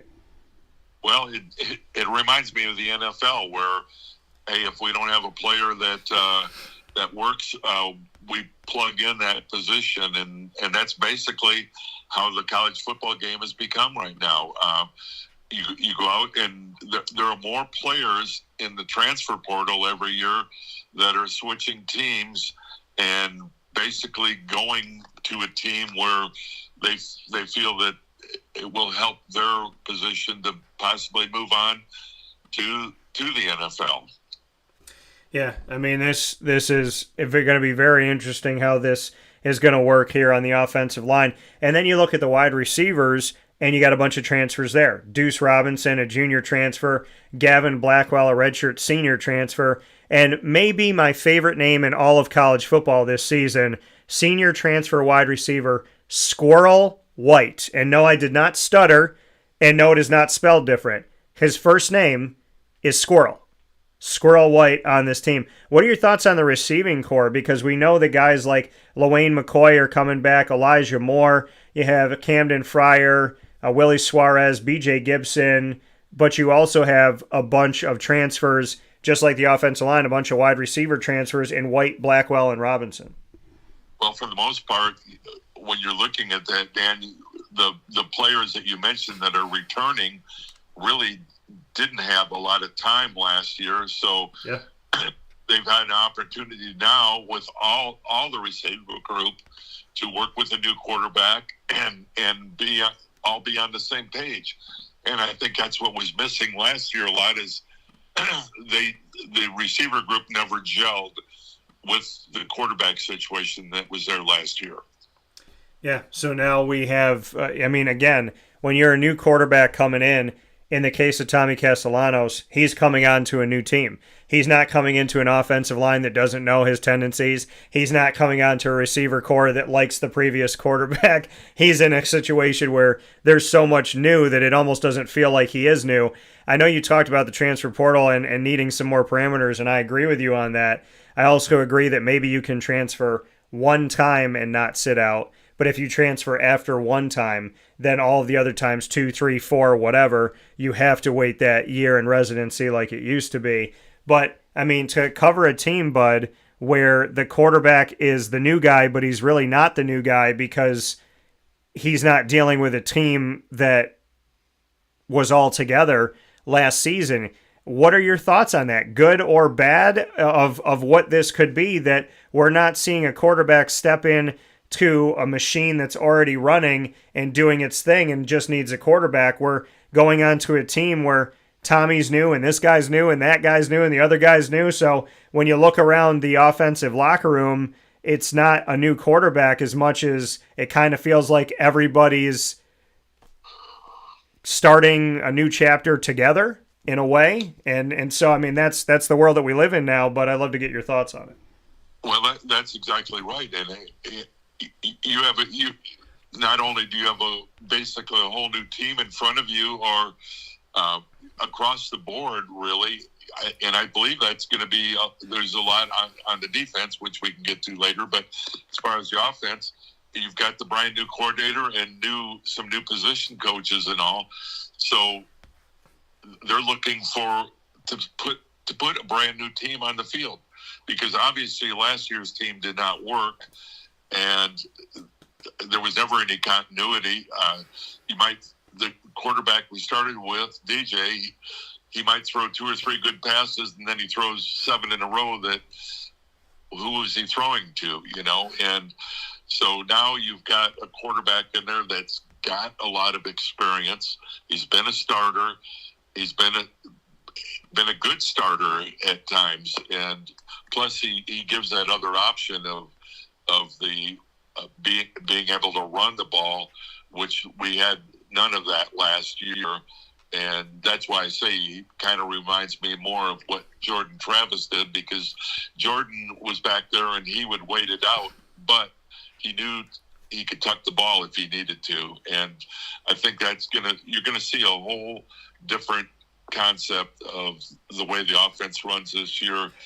I think, like you said, with all new players, they should all be on the same page. They're not going to be having the habits that they've had, bad habits that they've had, because again, they're just playing together now, all of them for the first time at a new school.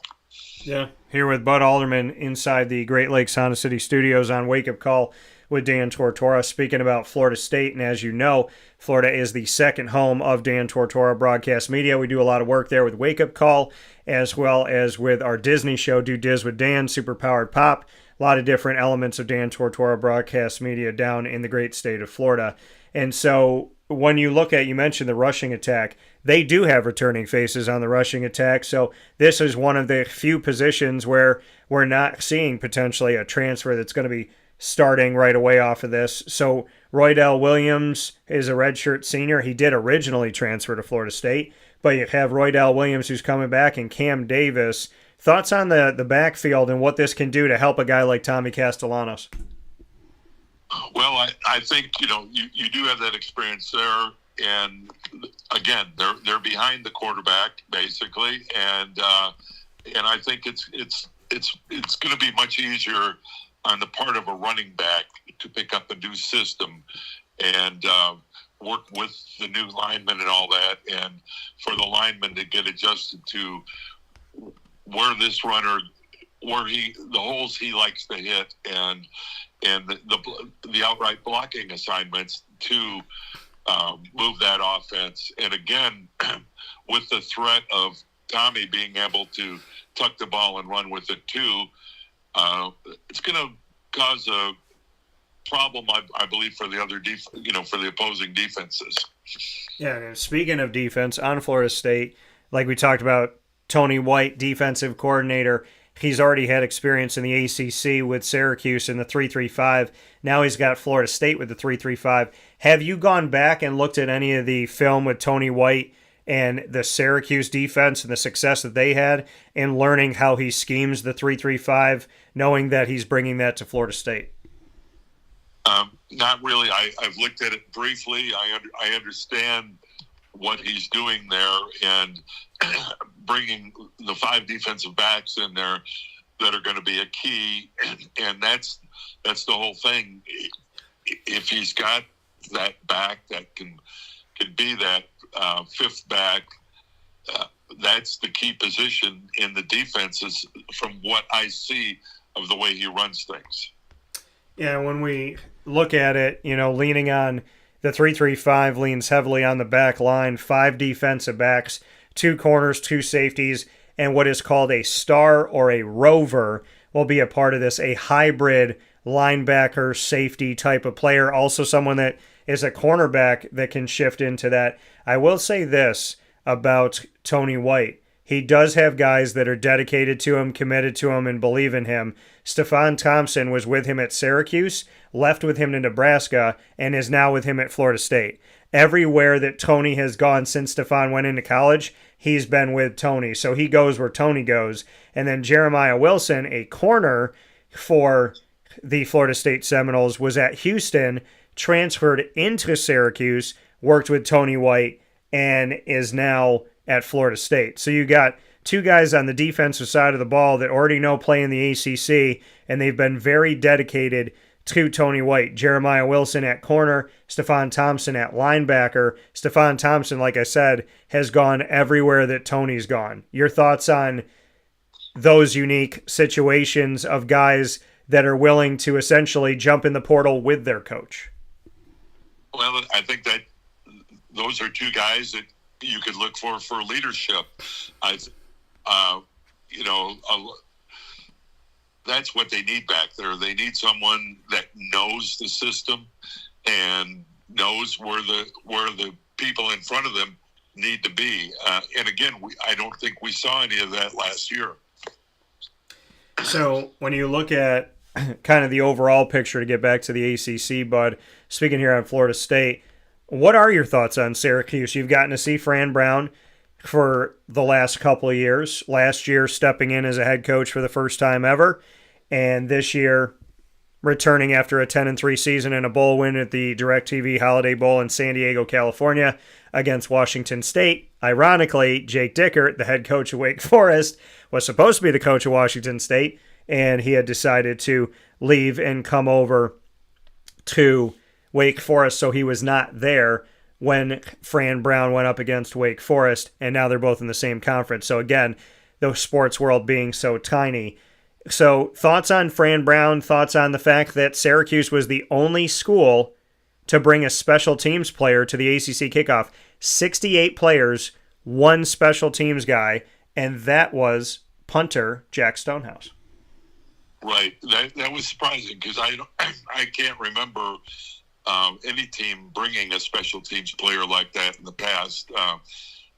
Not in recent memory, and I've been attending those for many years. And but Jack Stonehouse is a special player, I believe, and I believe you'll see him go in the draft because he is a senior, correct, Dan?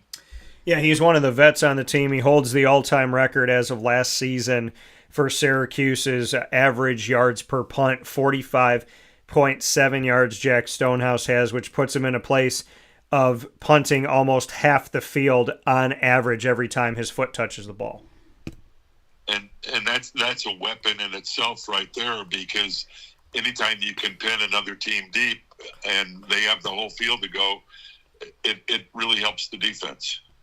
Yeah, so Stonehouse putting himself in a good position at number 41, a redshirt senior. He's from California, and he'll be done after this. He went to Missouri and then came over from Missouri to Syracuse. And so, shout out to Jack. Thoughts on Fran Brown? Any takeaways from what it's like to see him up at the podium, from the way that he shares the message he shares and the type of person he is, what you've seen from him? I like Fran. I think he's just really a nice guy, and he did a remarkable job there with what he had to work with. I'm surprised to see the preseason prediction in the ACC that they have Syracuse down as far as they are, but you're closer to that team than I am, and I don't know what all they lost. I know they lost several key players, and perhaps that's why they have fallen there. Unfortunately, or fortunately, Syracuse was one of the highlights of the bowl season last year, as that was just a very poor showing on the part of the ACC. I believe the bowl record was 2-11, and with Syracuse being one of the two bowl winners. Yeah, Syracuse was a bright spot last year. I mean, they are losing Trevor Pena, who was supposed to be a captain, losing him to Penn State at wide receiver, Aronde Gadsden II at tight end to the NFL, losing LaQuint Allen Jr., a back-to-back 1,000-yard back to the NFL. And Kyle McCord, quarterback who led the entire country in passing yards, set a single-season ACC record in passing yards, set a single-season Syracuse record in passing yards, and still doesn't get any of the respect that he deserves, in my opinion. For the most part, he's in the NFL. So, and then you got Marlo Wax Jr., who's in the NFL. And just, a bunch of Justin Barron working to do his thing as well. Both of those guys at the, you look at Justin Barron was a hybrid, could do a bunch of different things, and Marlo, a linebacker. So, a lot of guys did move on to the NFL. Trevor Pena moved in the transfer portal, but they bring in a bunch of new wide receivers like Florida State does. And at running back, they have depth. They have Will Nixon, who spent some time with Michael Penix Jr. at Washington a couple of years ago. You look at the fact that Yasin Willis is back, who is someone that flipped from Pittsburgh to Syracuse in his original recruitment and has been at Syracuse as a true freshman. He's now gotten bigger, bulkier. People were checking him out at practice and mentioning him left and right at practice yesterday when the ACC was there. So, and he's wearing number 6 now, so look out for Yasin Willis. Some Syracuse fans got scared. They didn't see his number out there. They thought he transferred, but he is wearing number 6 now, which is his original number growing up as a kid. So, and Dan Villari, who was at ACC Kickoff, has been with Syracuse for a long time, and he's the leader of the tight end room now that Aronde Gadsden used to be the leader of. So, there's excitement around it. We'll see where Syracuse ends up. I did not have them 12. I had them higher than that. I do think they have a really tough schedule, but I don't think that they're 12 out of 17, in my opinion, and that's where the majority of the media that voted in the ACC preseason poll put them. Thoughts on the fact that Clemson is number 1 in the ACC preseason poll, ACC preseason player of the year, quarterback of Clemson, Cade Klubnik. I feel like I can write this, Bud. I feel like, Clemson being first or second year to year in the poll.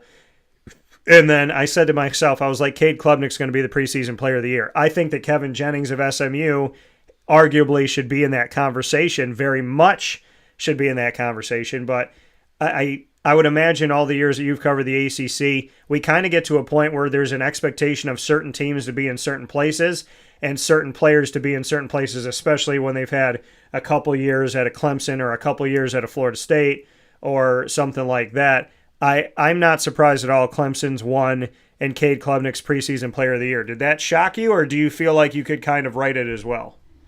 No, that's basically the way I looked at it. Clemson has won. Miami, reluctantly, I felt that they probably should have slid into the number 2 slot. For me, it was between them and SMU. I just think SMU has a lot coming back. Those 3 teams, Clemson obviously to me was the overall number 1. Just the depth of the players they have returning, including a great starting quarterback. Really, when you look at Klubnik, he's a great player, and then with Miami and SMU. But then from 4 through 12, to me, where you're looking at Georgia Tech at 4 down to Syracuse at 12, I'm thinking any of those teams in between could be interchangeable in those positions. And who knows if 1 or 2 of them might sneak up and move past a Miami. If Miami doesn't gel like they think they're going to, which, they've started out seasons great and then they kind of fizzle out going later into the season and still waiting for that elusive title. Yeah, looking at this, Clemson, in the preseason poll of all of the votes that were tallied, Clemson 1, Miami 2, SMU 3, Georgia Tech 4, Louisville 5. I have Clemson, Louisville, SMU, and I have Louisville and SMU almost interchangeable at the 2-3 spot. I think whoever Clemson plays in the ACC title game is going to be donned in red. And then, I have North Carolina at 7 instead of 8, which the majority of the poll has. I have Florida State higher. I have Miami, I think mine is Clemson, Louisville, SMU, Miami, Florida State, and then NC State, then North Carolina, then Syracuse. So thoughts? You and I both got to talk with Dave Doran. We both have a relationship with Dave. They put them at 10. I believe NC State is better than that. I believe they're multiple spots better than that. Thoughts on where they ended up in the overall poll for the ACC? Yeah, you're right, Dan. That kind of surprised me. Talking with Dave, and you got to realize Dave's been there for a lot of years. I mean, he's the second longest tenured coach in the ACC, behind Dabo, and he quietly built a very steady program year in and year out, and he seems to know how to manage the portal, and plus he's been a great recruiter, and I feel that they've probably do deserve to be higher than number 10 in the preseason. Yeah, and then we see at the bottom again, and I had them toward the bottom for both of them, but I mean, Cal, Stanford, is there any life to this? But I mean, it's the expectation of them coming into the ACC not from them, but from the outside looking in. Media didn't have high hopes. They don't have high hopes again. Thoughts on Cal and Stanford? Well, I think neither one of them, I don't think have a very good chance of doing much this year, and it's obviously the way they have ranked them as Cal at 15 and Stanford last at 17. Both Cal has lost a couple of key players, including one of the top running backs in the league, and Stanford, you just don't know what they actually have, and being West Coast teams, we don't get much ink on either one of them. Yeah, so it'll be interesting to see how they catch on, if they catch on this year. Frank Reich coming from the NFL and going to Stanford. 3 former NFL coaches all in the ACC. Frank Reich at Stanford. You have Bill Belichick at North Carolina, and Bill O'Brien returns at Boston College. Bud, as always, I thank you for returning to this show, and I look forward to talking with you soon. Thanks, Dan, and I really appreciate it. All right, take care. Have a good day. You as well. See you. That coming from Bud Alderman one more time here on Wake Up Call with Dan Tortora, where sports meets life inside the Great Lakes Honda City studios. We thank you for being with us. And we will take our final step aside of today's broadcast of Wake Up Call with Dan Tortora. When we spin back around, we'll wrap up today's show and let you know what's coming up here this week on Wake Up Call. Stay here. Carvel DeWitt, it's what happy tastes like. Do you know why? Because we make ice cream. Creamy, rich, flavorful ice cream. Not yogurt or iced milk like some of our competitors. Ice cream. Fresh, by hand, daily. For the calorie conscious, we have something new for you. Our new Carvelite. Same great flavor, creaminess, and texture of our regular ice cream with only 35 calories an ounce. So whether you want an ice cream cake, flying saucer, dasher, carvelange, hard or soft ice cream, we will satisfy your craving with our fresh, handmade regular or new Carvelite ice cream. Carvel DeWitt. It's what happy tastes like.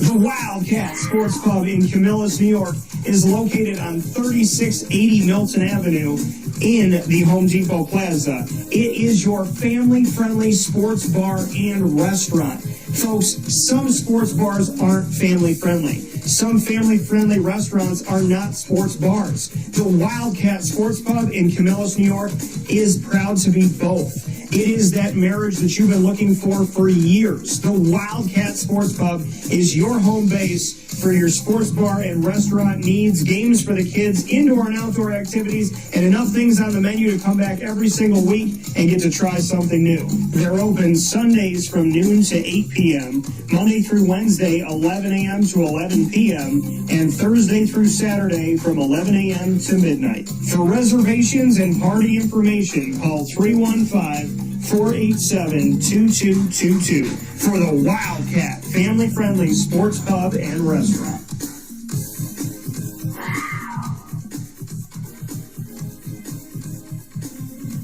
GG Cars and Brakes. Like, comment, subscribe. GG Cards and Breaks come to you on 639 Delmar Place in Syracuse, New York. You will find GG Cards and Breaks open Tuesday through Saturday from 10 to 6, Sundays from 10 to 5, and they have packs, boxes, singles, graded cards. They have potential one-of-ones that you'll find there. They have autographs from actors and actresses that you might find there. They have the numbered cards, the low-numbered cards, 1 of 10, 1 of 1. You never know what you're going to find at GG Cards and Breaks. It's like a scavenger hunt every single time you go in there. It's like Christmas meets Easter. It's so much fun, and it's filled with great people. It starts with Josh and Anthony, and it trickles down through the entire team. I cannot say enough of GG Cards and Breaks. Always have awesome things on the shelves, always have awesome things in the boxes. There's the new arrivals box. There's plenty, like I said, of graded cards, and they're the only place I know that has every MLB, every NBA, every NFL team right there on the back wall. Every team has their box. So you could literally be in Syracuse, New York, and you could be a Bills fan for the NFL. You could be a Celtics fan for the NBA. And you could be a Yankees fan for MLB. It's all there. Like, I'm a Jaguar, Diamondback, Raptor, right?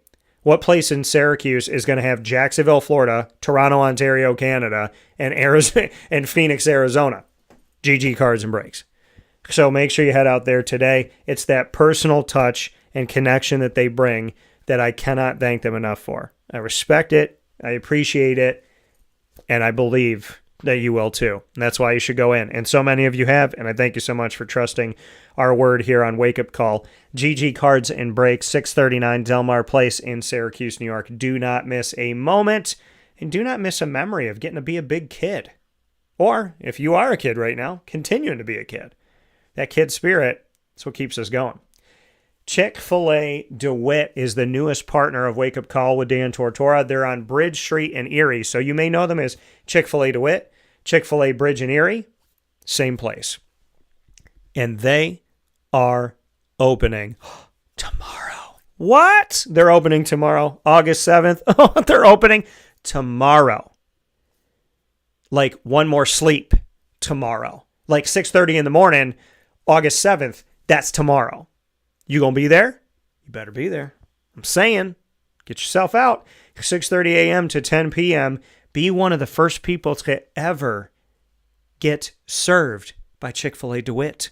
Right there, Bridge in Erie. Can't miss it. Bridge Street, Main Road, Erie, Main Road, highway all around it. So many different ways to get to Chick-fil-A DeWitt. It is a giant brick Taj Mahal Chick-fil-A. I call it the Taj Mahal because it's massive.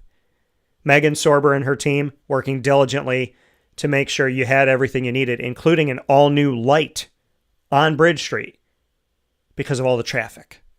So make sure that you get yourself to Chick-fil-A DeWitt. And if you I want to tell you this right now, there's something that you need to know that you may not know about Chick-fil-A DeWitt. Okay, it's something that they posted, and I'm going to tell you exactly what it is. So, on opening day, cows eat free. What does that mean? Well, I'm going to read you their exact wording here. Get ready, DeWitt. Chick-fil-A Bridge Street in Erie is opening tomorrow, August 7th. To celebrate, anyone who dresses in cow spots will receive one free entree on opening day. To receive this opening day or offer, your order must be placed in person, and you have to be dressed in spots. Get your best costumes ready and join the fun. Breakfast offer options are Chick-fil-A chicken biscuit, egg white grill, or the 4-count Chick-fil-A chicken minis. Lunch dinner offer options are Chick-fil-A chicken sandwich, spicy chicken sandwich, 8-count grilled nuggets, or 5-count nugget kids meal for kids. Guests can redeem this offer inside the restaurant or in the drive-thru, limited to one per person in cow attire per day while supplies last, and customizations are not available for this offer, and no purchase is necessary. And you could see the restaurant for more details. So once again, Chick-fil-A DeWitt, opening day, August 7th, Thursday, 6:30 a.m. they open, staying through 10 p.m. Drive-through, restaurant. Outside, inside. Dress up with your best costume, get some spots on you, and you can get yourself one of these entrees from Chick-fil-A DeWitt. We look forward to seeing you out at Chick-fil-A Bridge in Erie, the newest partner of Wake Up Call with Dan Tortora, newest member of our family, and the newest place for your family to go. Chick-fil-A DeWitt, Bridge and Erie. We'll see you there Thursday, August 7th, 6:30 a.m. to 10 p.m. Be a part of history at Chick-fil-A DeWitt.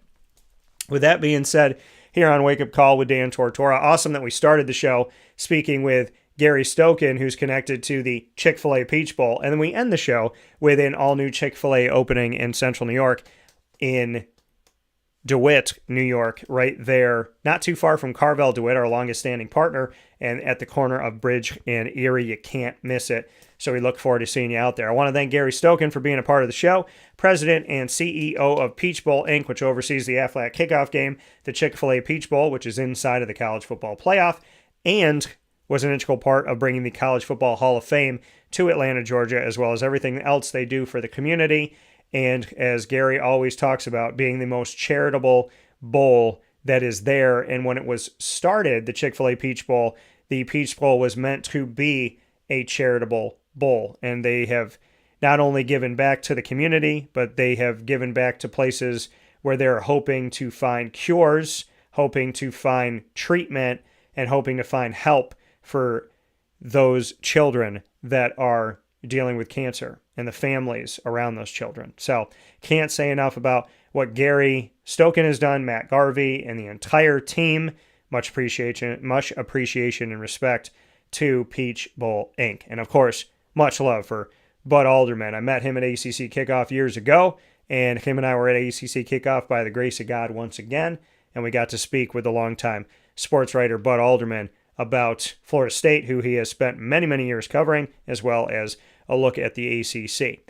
Appreciate you being here up and down the East Coast, the Midwest, the West Coast, and all around the globe on youtube.com/wakeupcalldt and on facebook.com/wakeupcalldt. Also appreciate you being here with us on wakeupcalldt.podbean.com, live internet streaming radio.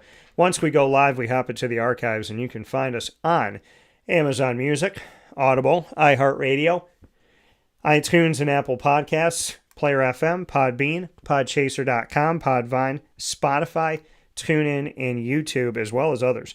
All you have to do is search Wake Up Call with Dan Tortora, or one word, Wake Up Call DT. You can also ask Alexa and your Google Home devices to play the latest episode of Wake Up Call with Dan Tortora, and they will do that happily for you, so make sure you do that today. Big time thanks to our North Carolinian listeners and supporters. You can go to Brooklyn Pickle in Southern Pines, North Carolina on 1788 Old Morganton Road, down the street from Pinehurst Golf Course. We look forward to seeing you there.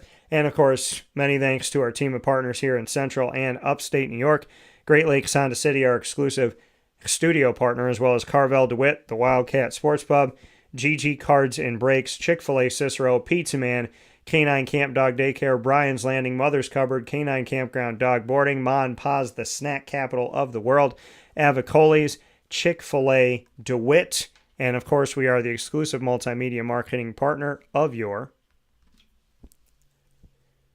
Bryan and Stratton College Bobcats of Syracuse. You'll find the Bobcats in the Bobcat Buzz every single month on Wake Up Call with Dan Tortora. Make sure you check out the Bobcats student athletes, coaches, administration, and alum by going to youtube.com/wakeupcalldt. Click subscribe, hit the notification bell, and find our BSC Syracuse playlist. You'll also find the Bobcats on wakeupcalldt.com's homepage and underneath the exclusive partners tab. For more information, go to syracuse.bscbobcats.com and go Bobcats.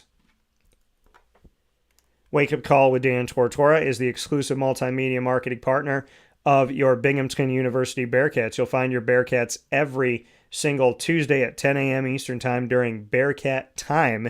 Student athletes, coaches, administration, and alumni joining us here on Wake Up Call with Dan Tortora throughout the year. Do not miss a moment of our coverage of the Bearcats. And make sure you go to youtube.com/wakeupcalldt, click subscribe, hit the notification bell, and find our Binghamton playlist. The Bearcats are also on wakeupcalldt.com's homepage and underneath the exclusive partners tab. For more information, go to binghamtonbearcats.com and go Bearcats. With that being said, here on Wake Up Call with Dan Tortora, I want to thank Gary Stokan as well as Bud Alderman once again. I want to thank you for being a part of Wake Up Call inside the Great Lakes Honda City Studios. Coming up tomorrow, Papa Joe and I continue the baseball talk, and PJ and I will also have a great time just looking at the overall sports world. From there, in the second hour of the show, I'll be joined by Tim Lester, who I've known for over a decade. He was the reason why Eric Dungy came to Syracuse. A big part of that, he was the lead recruiter on getting Eric Dungy to Syracuse, and some of you have him on your Mount Rushmore of Syracuse quarterbacks. You can thank Tim Lester for that. And so he'll be on the show tomorrow to talk about a bunch of things around college football. And then on Friday, we'll have the annoying moment of the week from Carvel DeWitt. We'll have lead from Chick-fil-A Cicero, top dog of the week from Canine Camp Dog Daycare, and I'll be joined in studio by Jack Sikowski, and I cannot wait to tell his story, continue to tell his story to you. Facebook at Wake Up Call DT, X at Call DT, Instagram at Wake Up Call _DT. For now, from the Great Lakes Honda City Studios, I say to you, God bless, no stress, do your best. Take care, be safe, be good to one another, and be good to yourself.